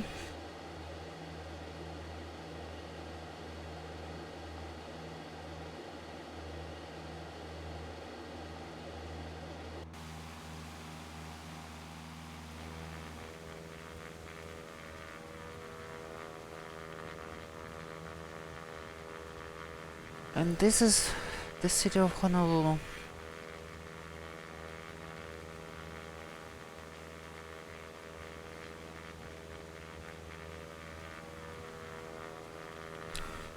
Diamond Hand crater right there.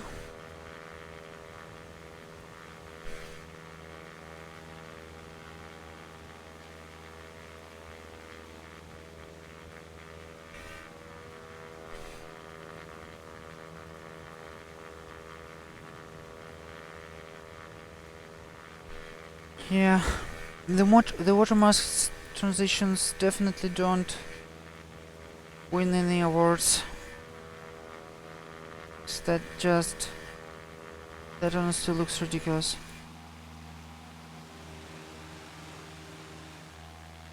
Sometimes I wonder if it would be better without the author. Because honestly...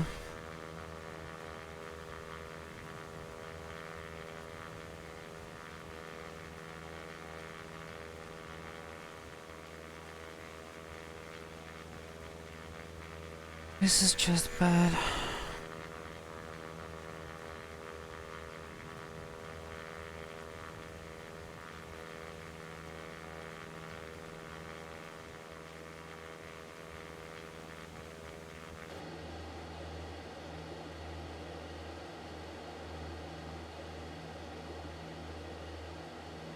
That's honestly my problem with self-made author. It's the inconsistency in it. All these, all those clouds.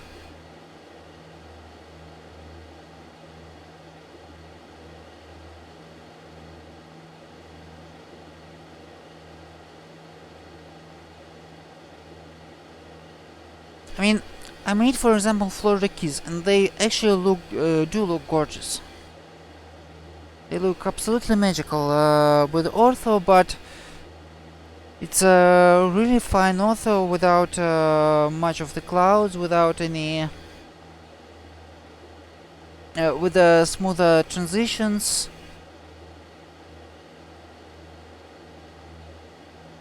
And that is just, I don't know, hard to say.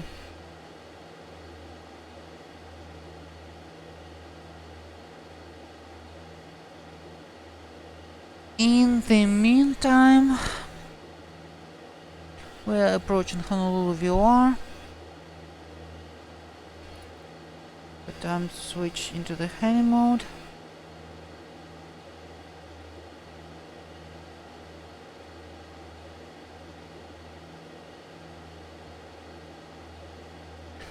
And our next radio is gonna be 258.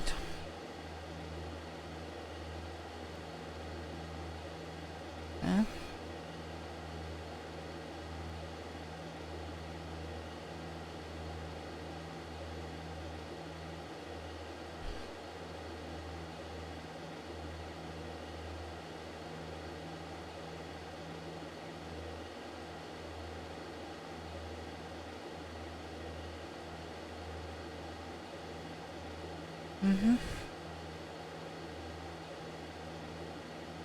And this is gonna be our intercept.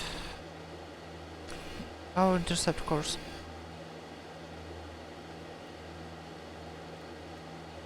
Yes, thank you, G. Yes, thank you.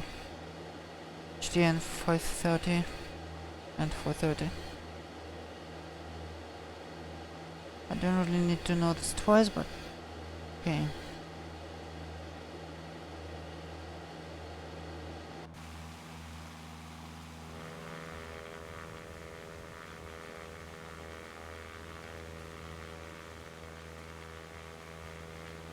Yeah, that's Honolulu International.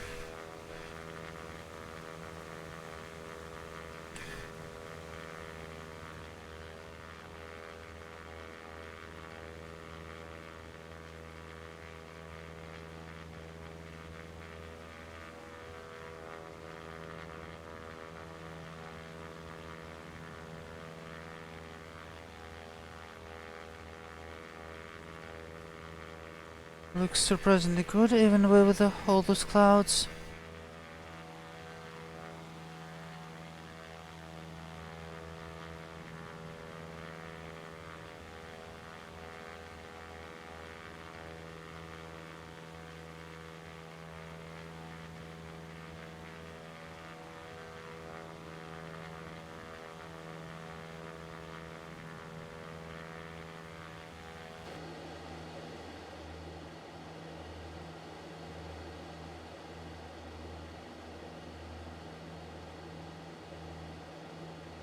Here's an All Nippon 787.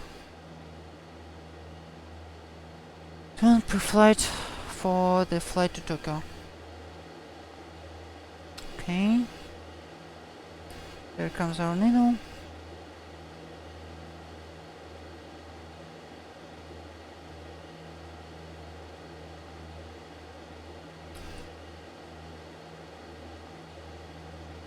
Vegetation pass.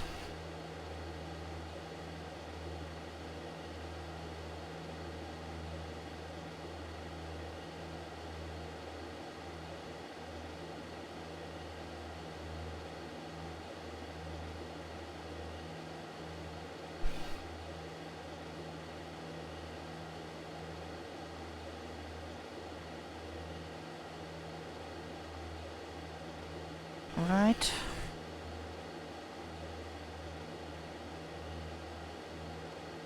Switch into the nav mode.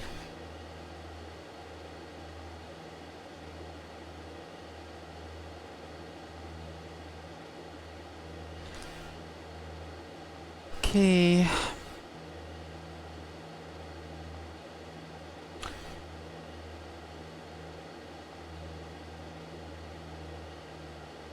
I think it won't make sense to descend right now.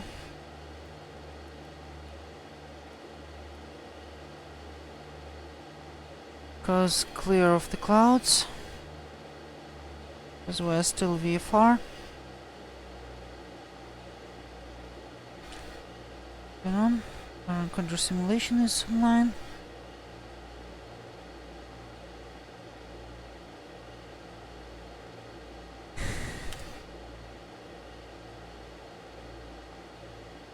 Traffic.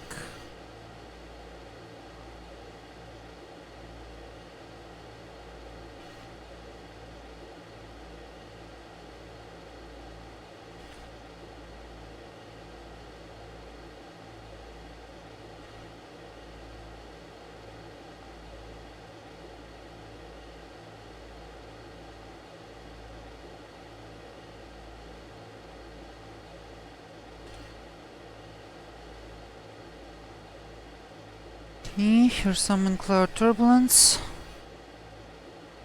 which was already bothering us before.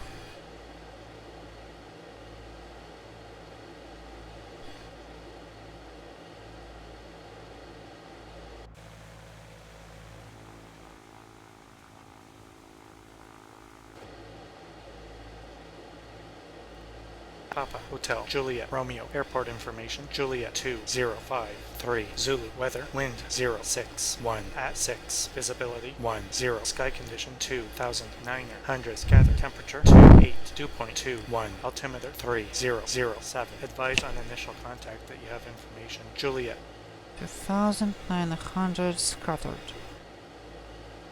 Doesn't sound Papa too Hotel. good.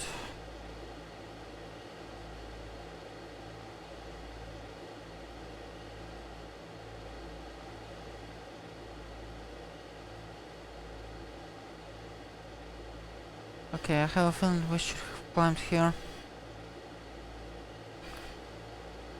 Actually, let's climb.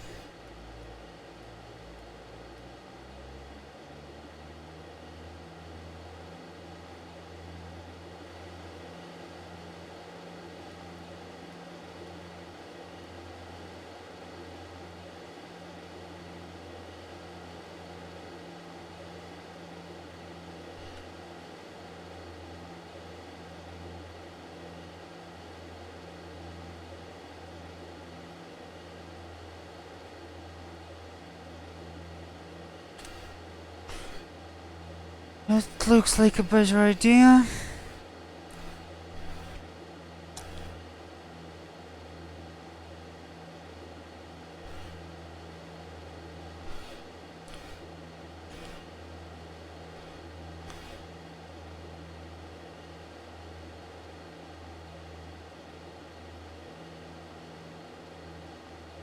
So let's push it.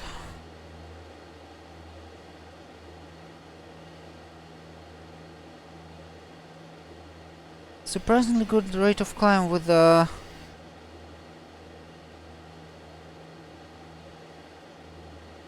1000 feet per minute.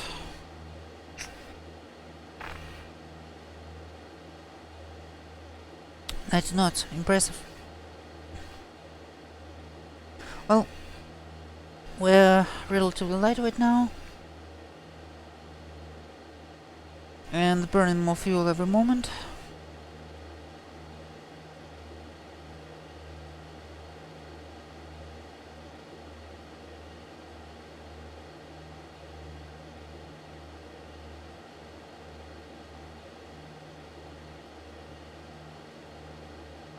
The only thing to really care about is to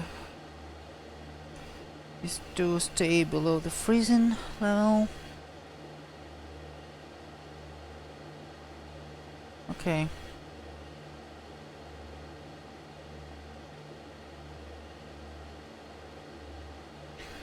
And we're already at 60 knots.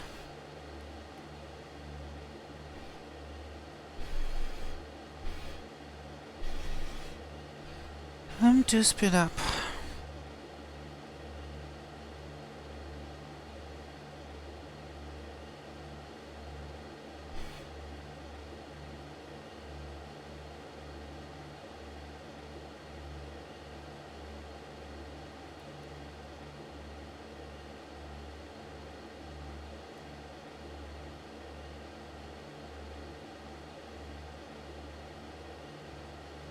Okay. Let's do something about it. We definitely didn't want to stall this high.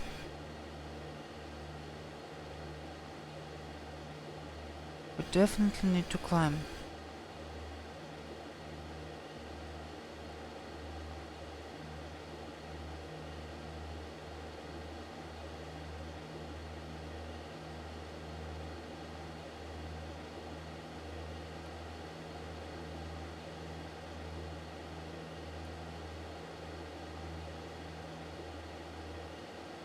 See what we can do here.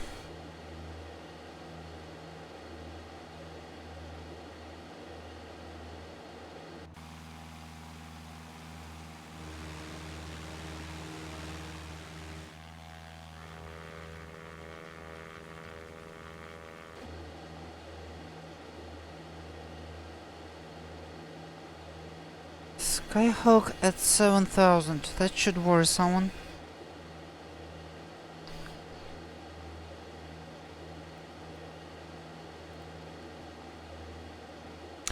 Keith of Pilot Edge once on stream told a story of some person who climbed in a Skyhawk to 17,000. The purpose was they thought they never experienced the hypoxia, the condition when the brain doesn't receive enough of the oxygen, which happens on the high altitudes. And they never thought they were experiencing the hypoxia, so they climbed that high without any oxygen to try what is it like. Obviously, creating quite a safety issue for literally everyone involved or everyone around. But there's that Cessna Skyhawk that got to 17,000.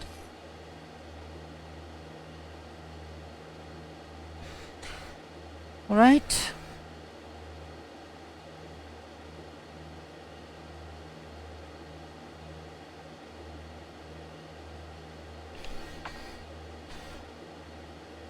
Definitely don't wanna increase the vertical speed now. I mean, we're quite lucky to be doing 500 feet per minute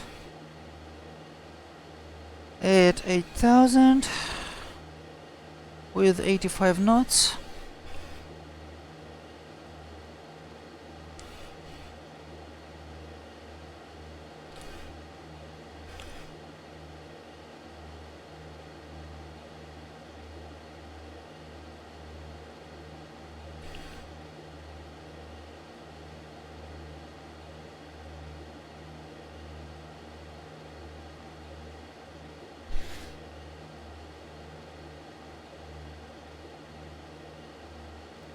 Papa Hotel Juliet Romeo Airport information Lima 2053 Zulu weather wind 061 at 6 visibility 10 sky condition 2,900 scattered temperature 28 dew point 21 altimeter 3007 advise on initial 3007. which means this is our stop.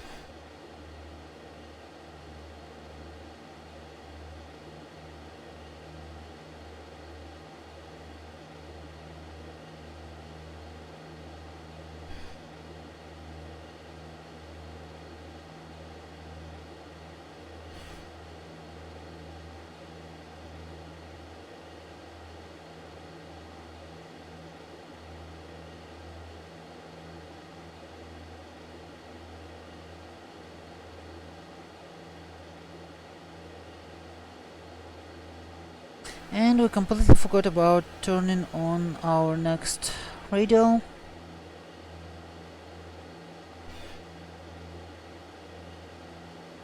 .6, which is radio 110 of the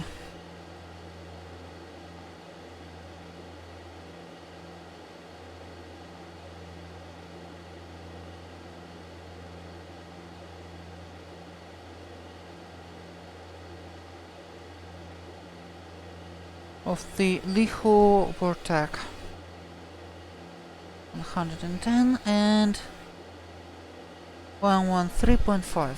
113.5.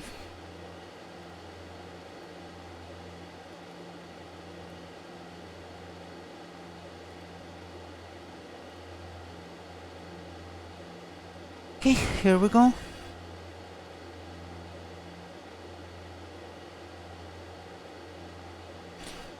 And surprisingly, we are not that far off our course, so let's see how we're gonna handle that.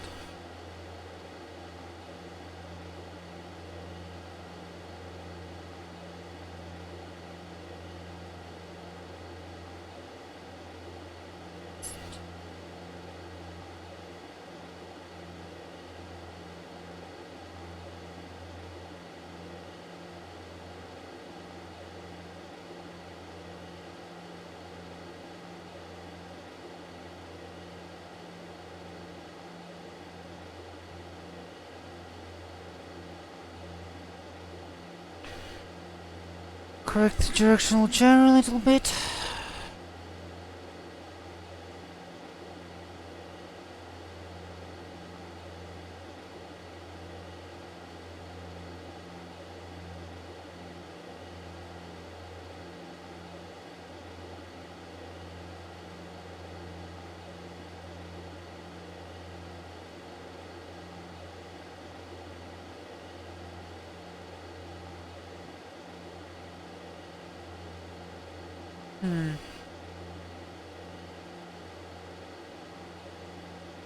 Okay. It wants to do its thing. The 30 degrees intercept.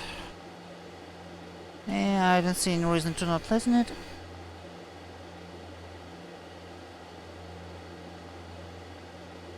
Here we go.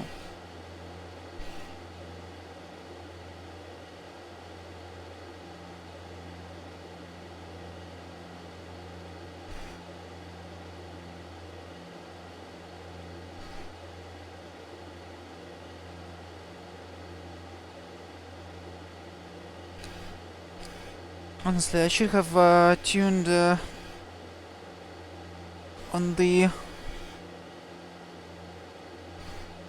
Lihue VOR right after the Honolulu, because it definitely would help.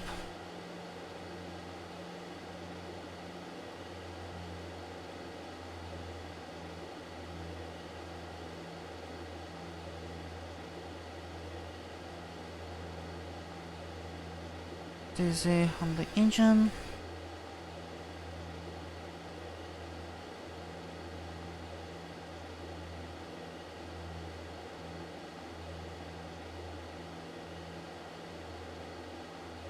.8 degrees outside.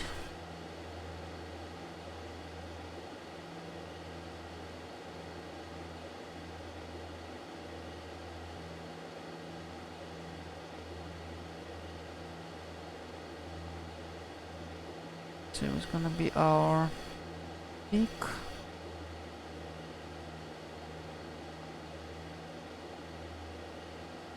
This is gonna be our peak.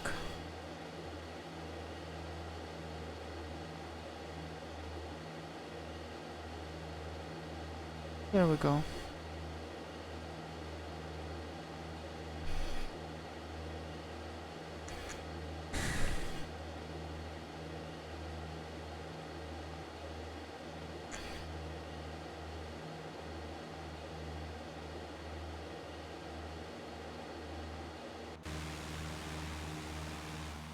And we're intercepting.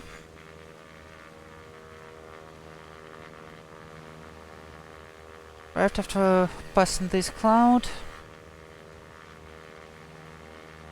Actually, right now it wouldn't make sense to begin descent to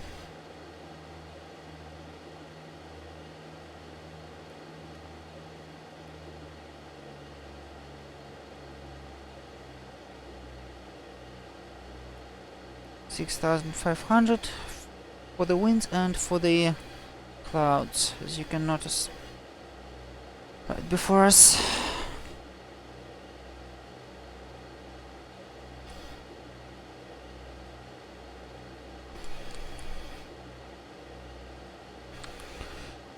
Yeah, this flight involves surprisingly a lot of climbing and descending, thanks to the clouds.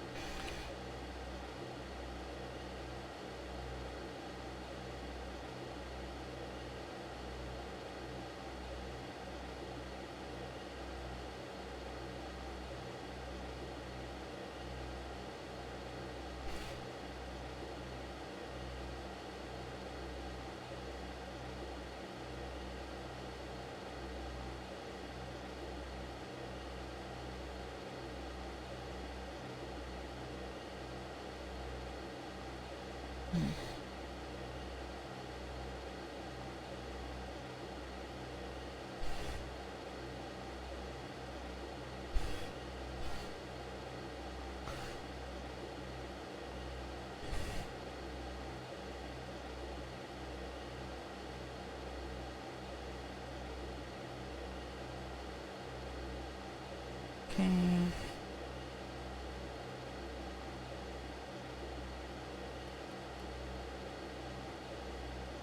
Readjust vertical speed.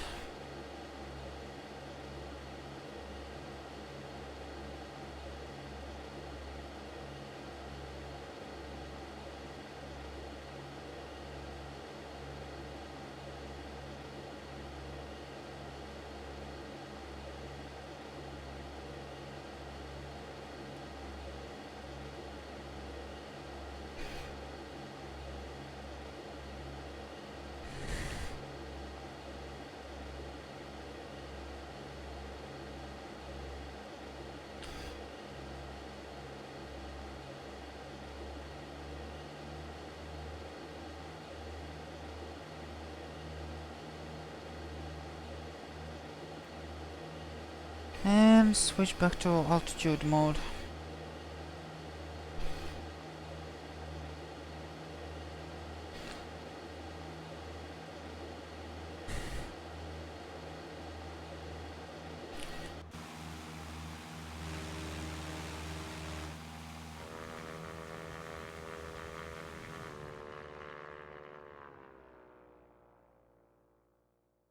Yeah, well, that's boring.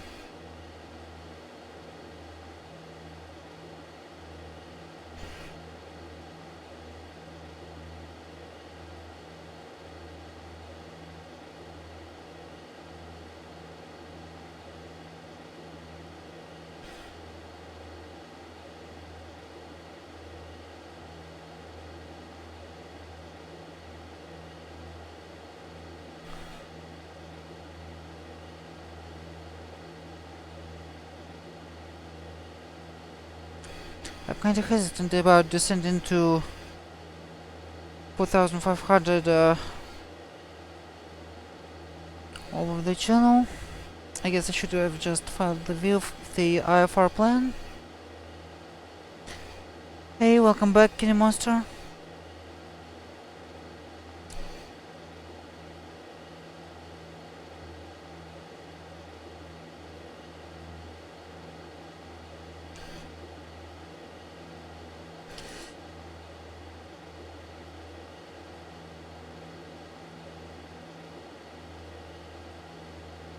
Oh, wait a minute.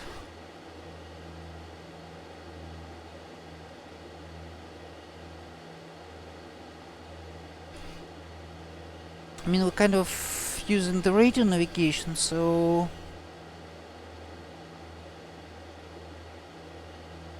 Getting lost isn't an issue.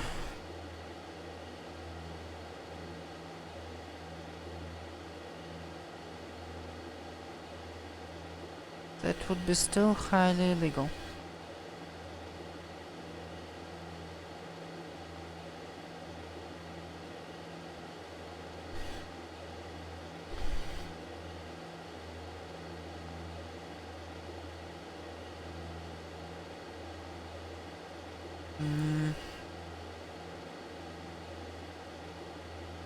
Let's see.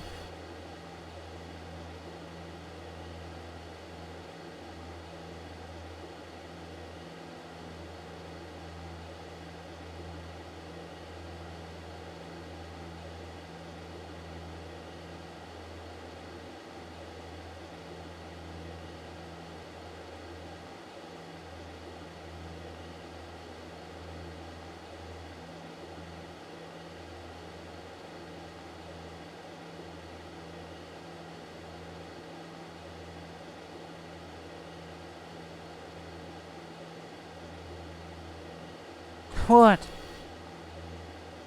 I think I honestly think they look pretty nice. And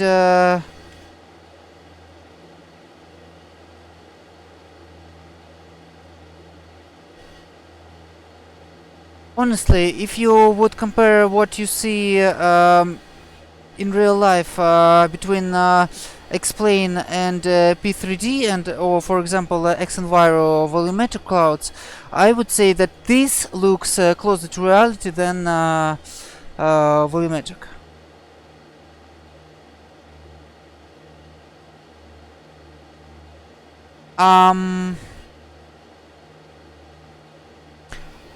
Were you using default Explain weather? Because active sky generally makes it more or less according to what should supposed to be to what should be to what they should be in real life. And by the way, broken layer is still considered a ceiling. Broken layer is still considered a ceiling, and it's not supposed to be and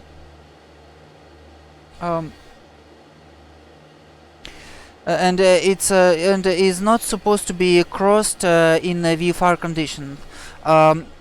Broken and overcast are the ceiling, and few and scattered are not. So I would say that it's more or less realistic.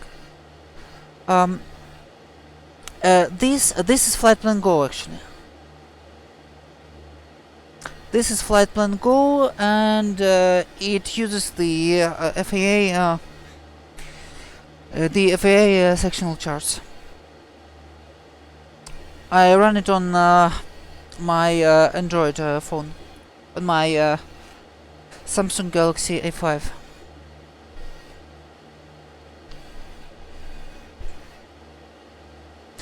It's really useful. It does a lot of things that ForeFlight and other payware solution do. The only problem is how it loads the charts. It's sometimes inconsistent, and sometimes well, it just doesn't.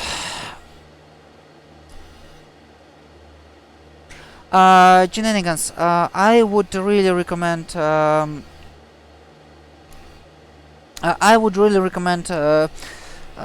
Active Sky XP. It makes them much closer to what they are supposed to be. The cloud generation algorithm of default Explain weather is really primitive. Miclex, yes, I'm using this little piece of software called Explain to GPS. It basically through the through my home network through Wi-Fi. Um,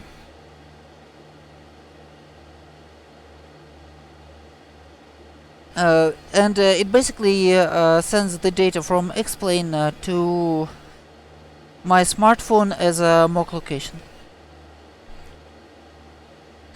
Actually, the chart loads are much better now. They made a few updates. Yeah, shenanigans. Any chance you remember what was the meter?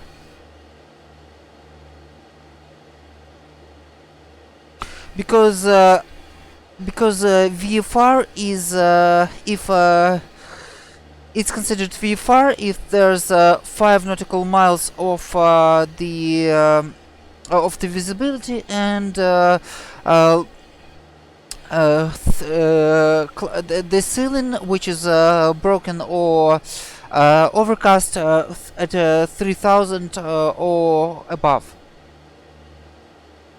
Then it's considered VFR. If it's 2000 and above or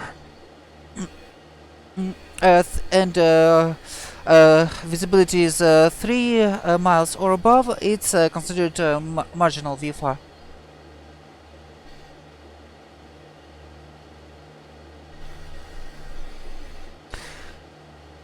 So VFR standards are pretty low.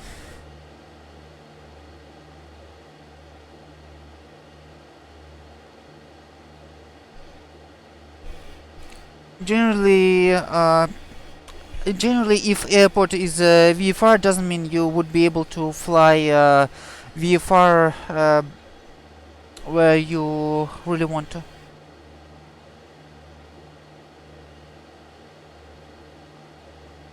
This is honestly why I consider instrument rating a must-have if you're getting your private license.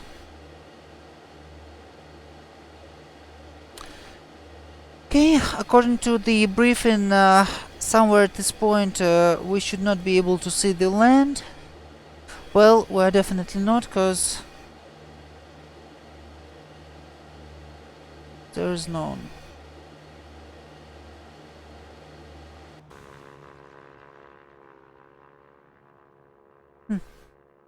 Interesting.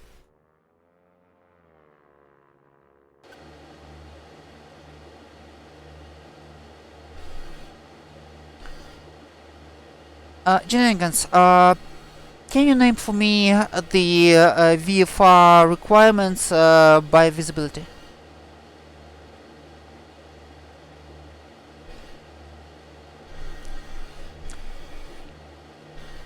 Like, not with all the not with all the details, just the most basic ones.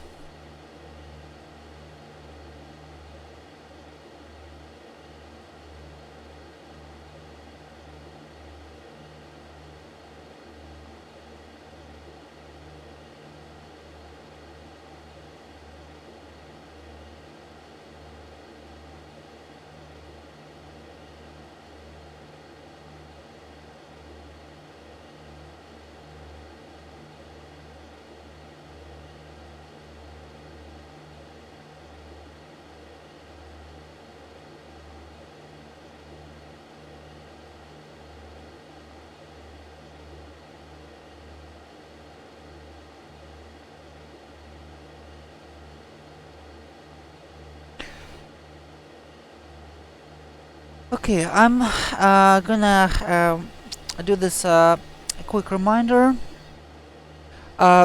It's something that in most of them, not in the Bravo.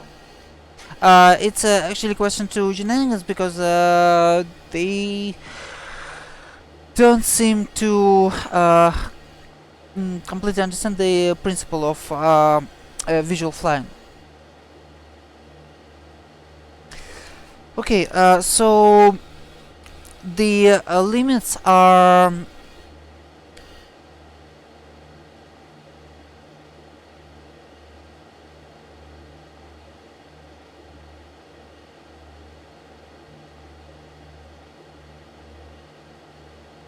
not exactly, something like a 1 mile visibility vertically if you're below clouds and 2000 lateral, I think, in non-controlled airspace. No. For the Miklex, I wouldn't say so. It's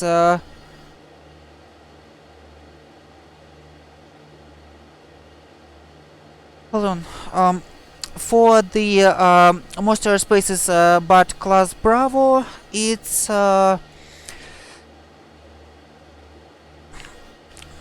the most airspaces but class Bravo, it's 152 rule, which is 1000 above.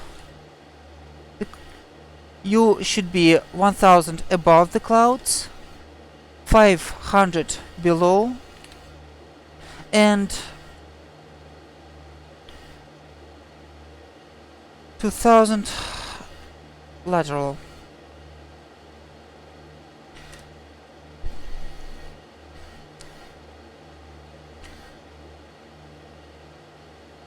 What now?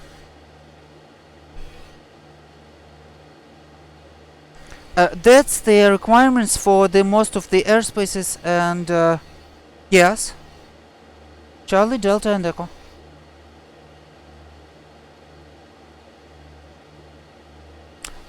But Echo airspace is basically the whole airspace, which is not Miklex. See, you are a bit. I read the same regulations. And see, class Alpha airspace is everything above 18,000. Class Alpha airspace isn't even depicted on the charts because it's everywhere above 18,000, and above it, and in class Alpha, the visual flights couldn't be in class Alpha visual VFR flights are prohibited. Below class Alpha, it's there are two other gradations. It's below, actually three. Well, one that stands aside is class Bravo. Class Bravo is different because it's generally yes, Artisim. Yeah. Hi, Artisim. Welcome in the channel.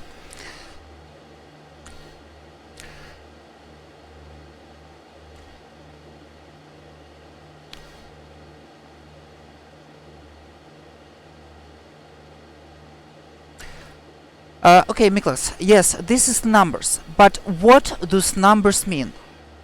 What does numbers mean?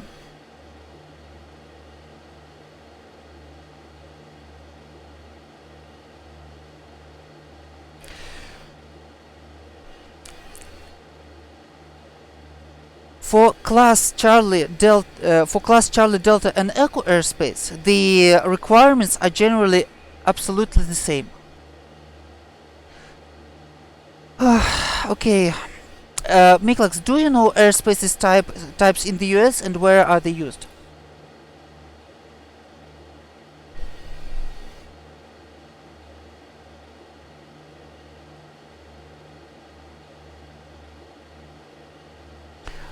Where and why are the okay, so okay, Class Bravo airspace is around the biggest airports. Class Charlie is around smaller airports.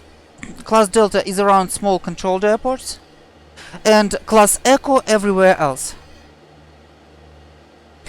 So let's go below 10,000 because above 10,000 it's of course it's only eco airspace and generally is irrelevant and the requirements are the same.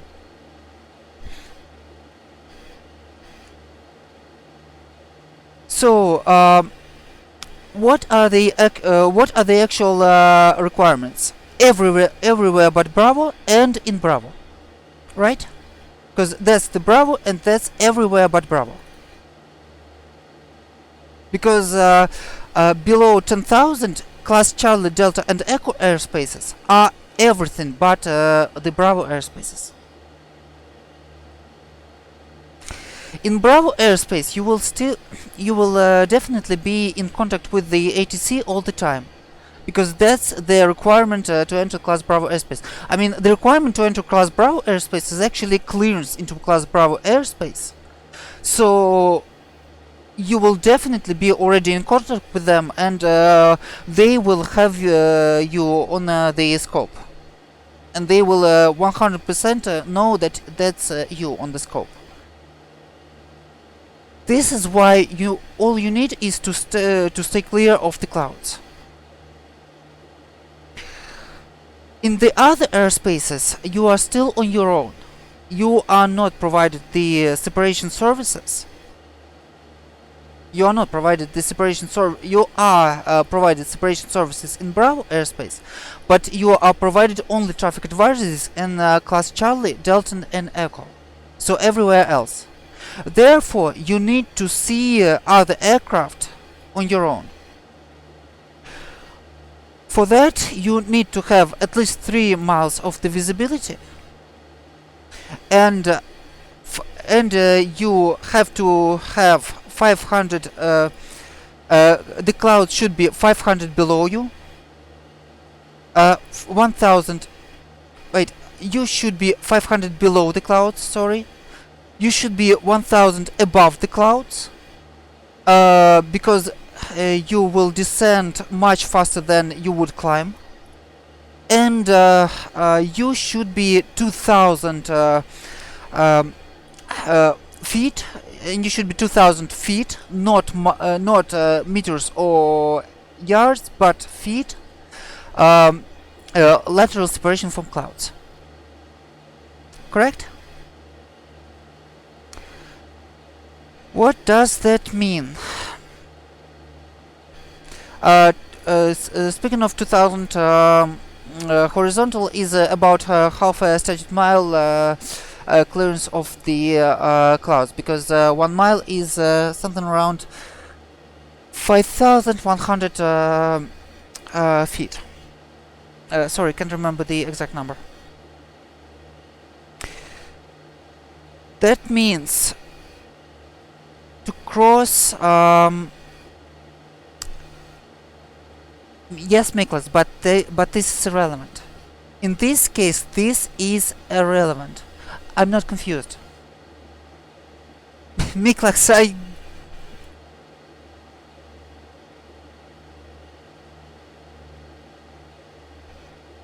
of course they are controlled. Even Class Echo is controlled. Only Class Golf is not controlled. But in those airspaces, the actual separation services is provided only to the IFI aircraft.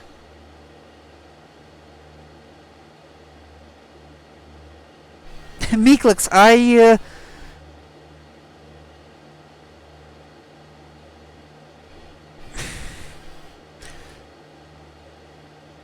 I'm not sure how could I be. I'm not sure that I would pass my exams if I would be actually confused. Okay, so no, I'm now explaining what those requirements mean. It's mostly for shenanigans, who was saying that he could fly into the broken layer of clouds. Broken layer of clouds is basically broken layer of clouds doesn't provide you 200 horizontal clearance of the clouds. 200 horizontal clearance of the clouds, sorry, 2000 horizontal clearance of the clouds is mm,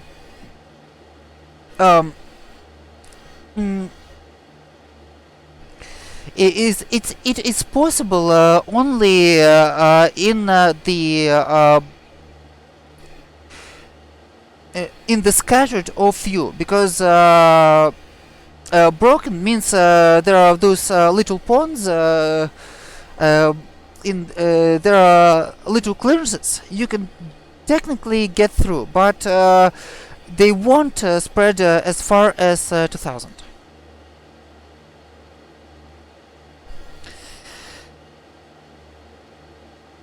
So yeah, flying into broken is generally illegal, and broken is considered as a ceiling.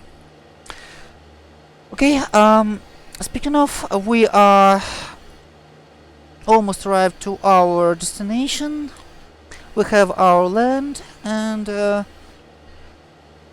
we have the island of Kauai. Kauai is dead ahead of us. So it's time to descend to 4,500. Well, actually, I think we can descend to 3,000, because Hawaiian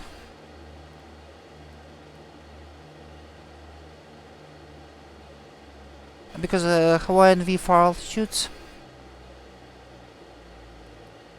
Maybe we can even avoid this pesky cloud.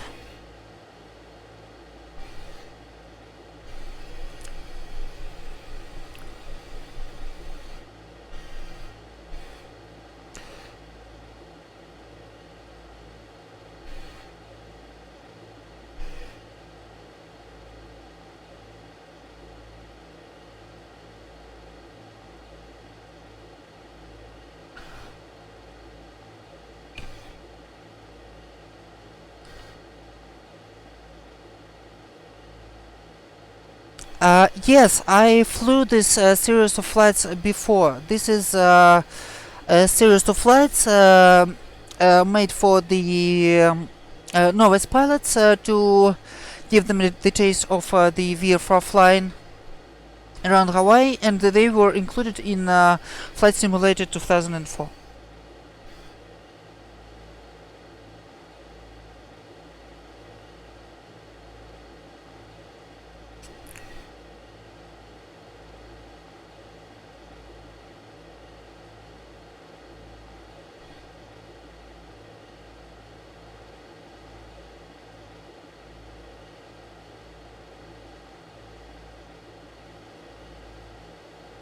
Okay, now we are definitely completely illegal, because we are flying almost directly into the clouds.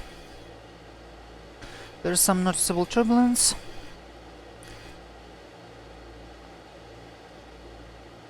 Papa Hotel Lima India Airport information Tango 2053 Zulu weather wind 061 at 6 visibility 10 061 sky at 6. condition 2900 scattered temperature 2.21 altimeter 3007 advise on initial contact. You have 3007. information. Tango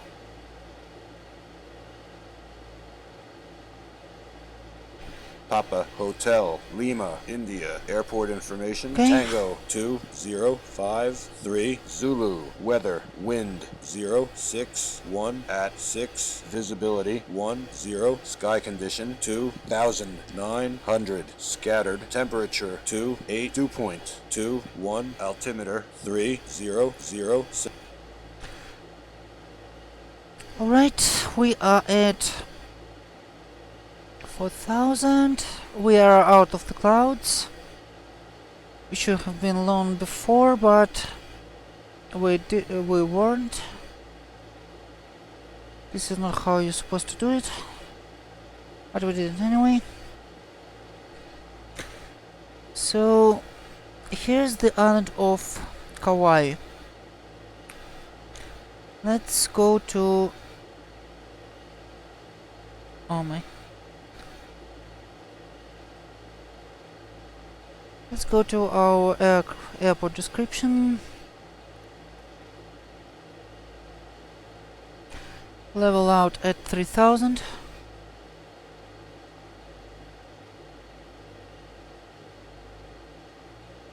This is Active Sky XP feature.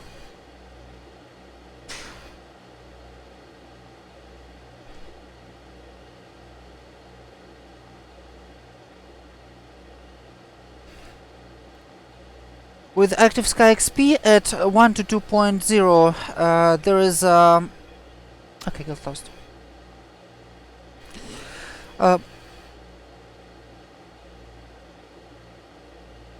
With Active Sky XP, there is on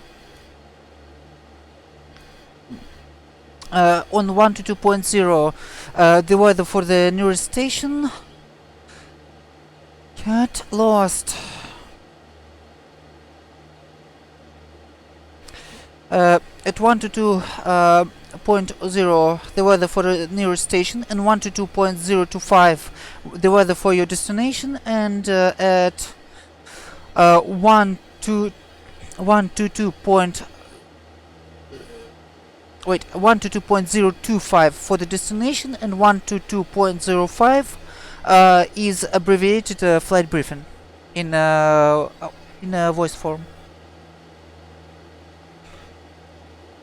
Okay, runway 03 seems to be a proper runway for our arrival.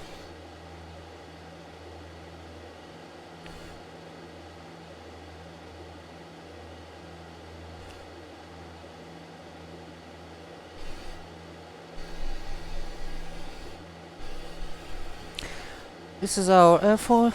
This is our airport.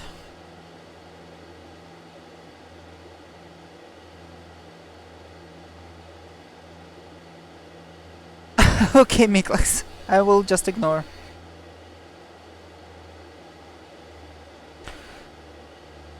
Okay, this is the airport. We don't have anyone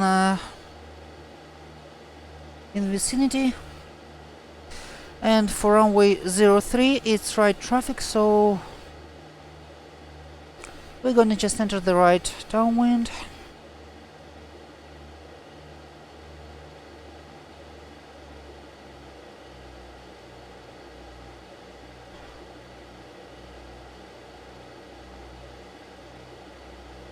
And land there.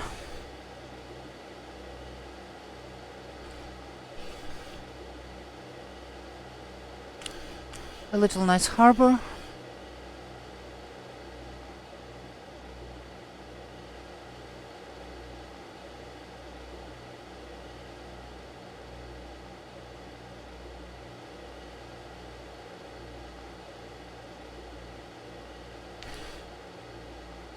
Yeah, I wish, Miklas. I wish it hadn't those clouds everywhere.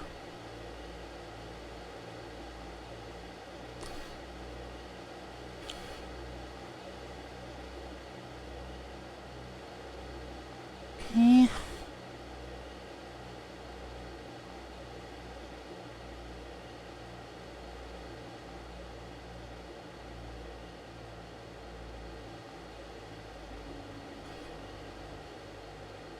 Ups coming down.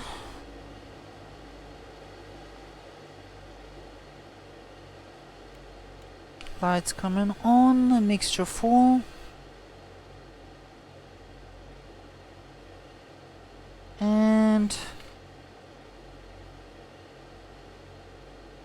yes, Bing. For Hawaii, I use Bing. I use Bing for literally everything, actually. Okay. I think we broke our left flap. Yes, we did.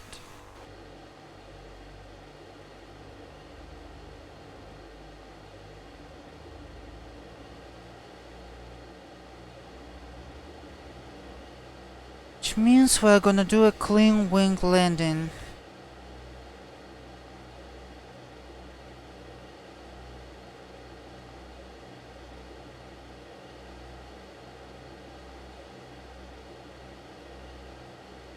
This is quite annoying that in explain you just have your flaps broken right away as you extend them. They aren't so...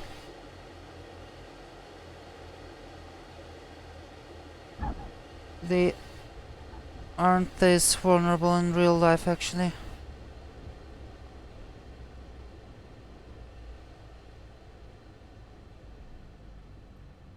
Okay.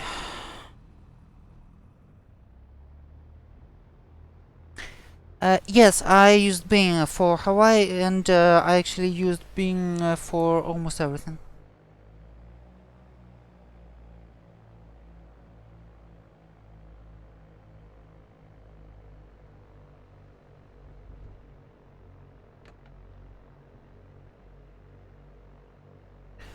Okay, flaps up.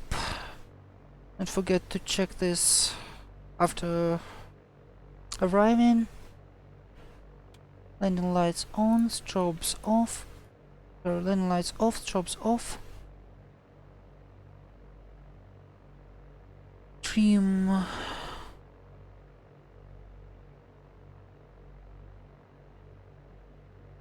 Set. Wonder what was the landing rate. Minus 95. Well, definitely wasn't a good landing. Do they mean commuters?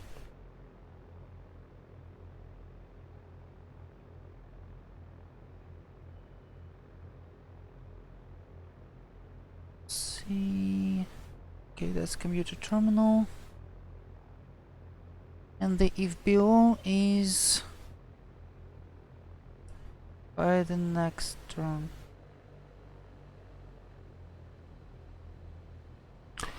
Yeah, that actually is what I like about Bing.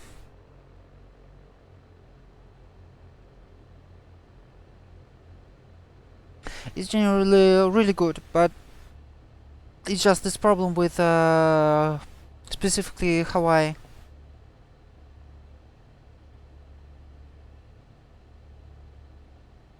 Okay, taxiway Golf. Here's our general elevation parking.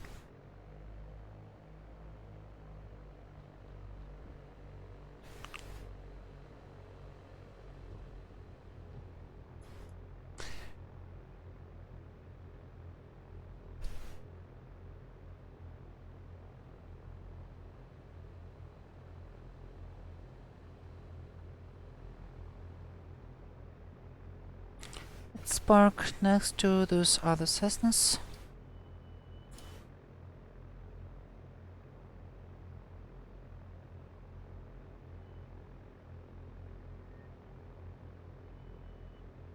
I have a feeling this is someone's private parking now. But we won't be there for a long time anyway. Okay. Avionics off.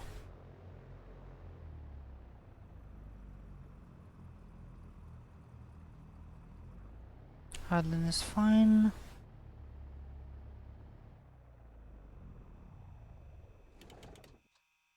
Mags off. And battery is off. Welcome to Lihue, everyone. Now let's see what happened with our flaps.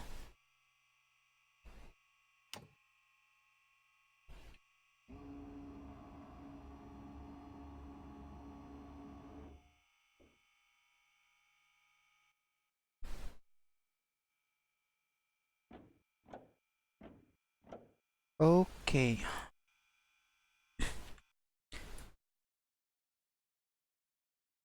I think we lost it. Amazing.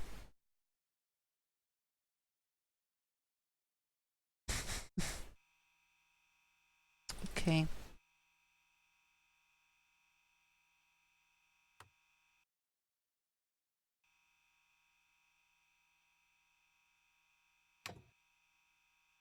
Yeah, solar player. Okay.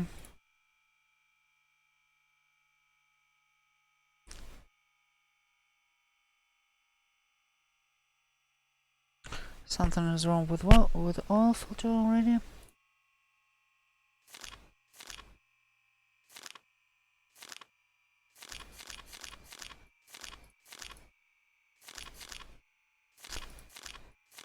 And of course, it doesn't consider the airframe damages.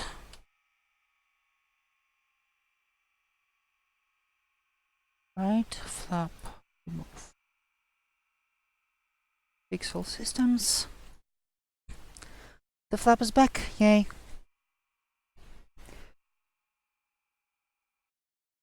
Okay, for now, let's tie down our plane. And in the afternoon, which is gonna be in a couple of hours, we're gonna take a scenic route around this island, and then we'll return back to Honolulu. Likely we'll try to stay below the clouds, because, well, we already violated enough of the laws today. So thank you everyone for flying with me. Let's say hi to one of our friends. Let's see.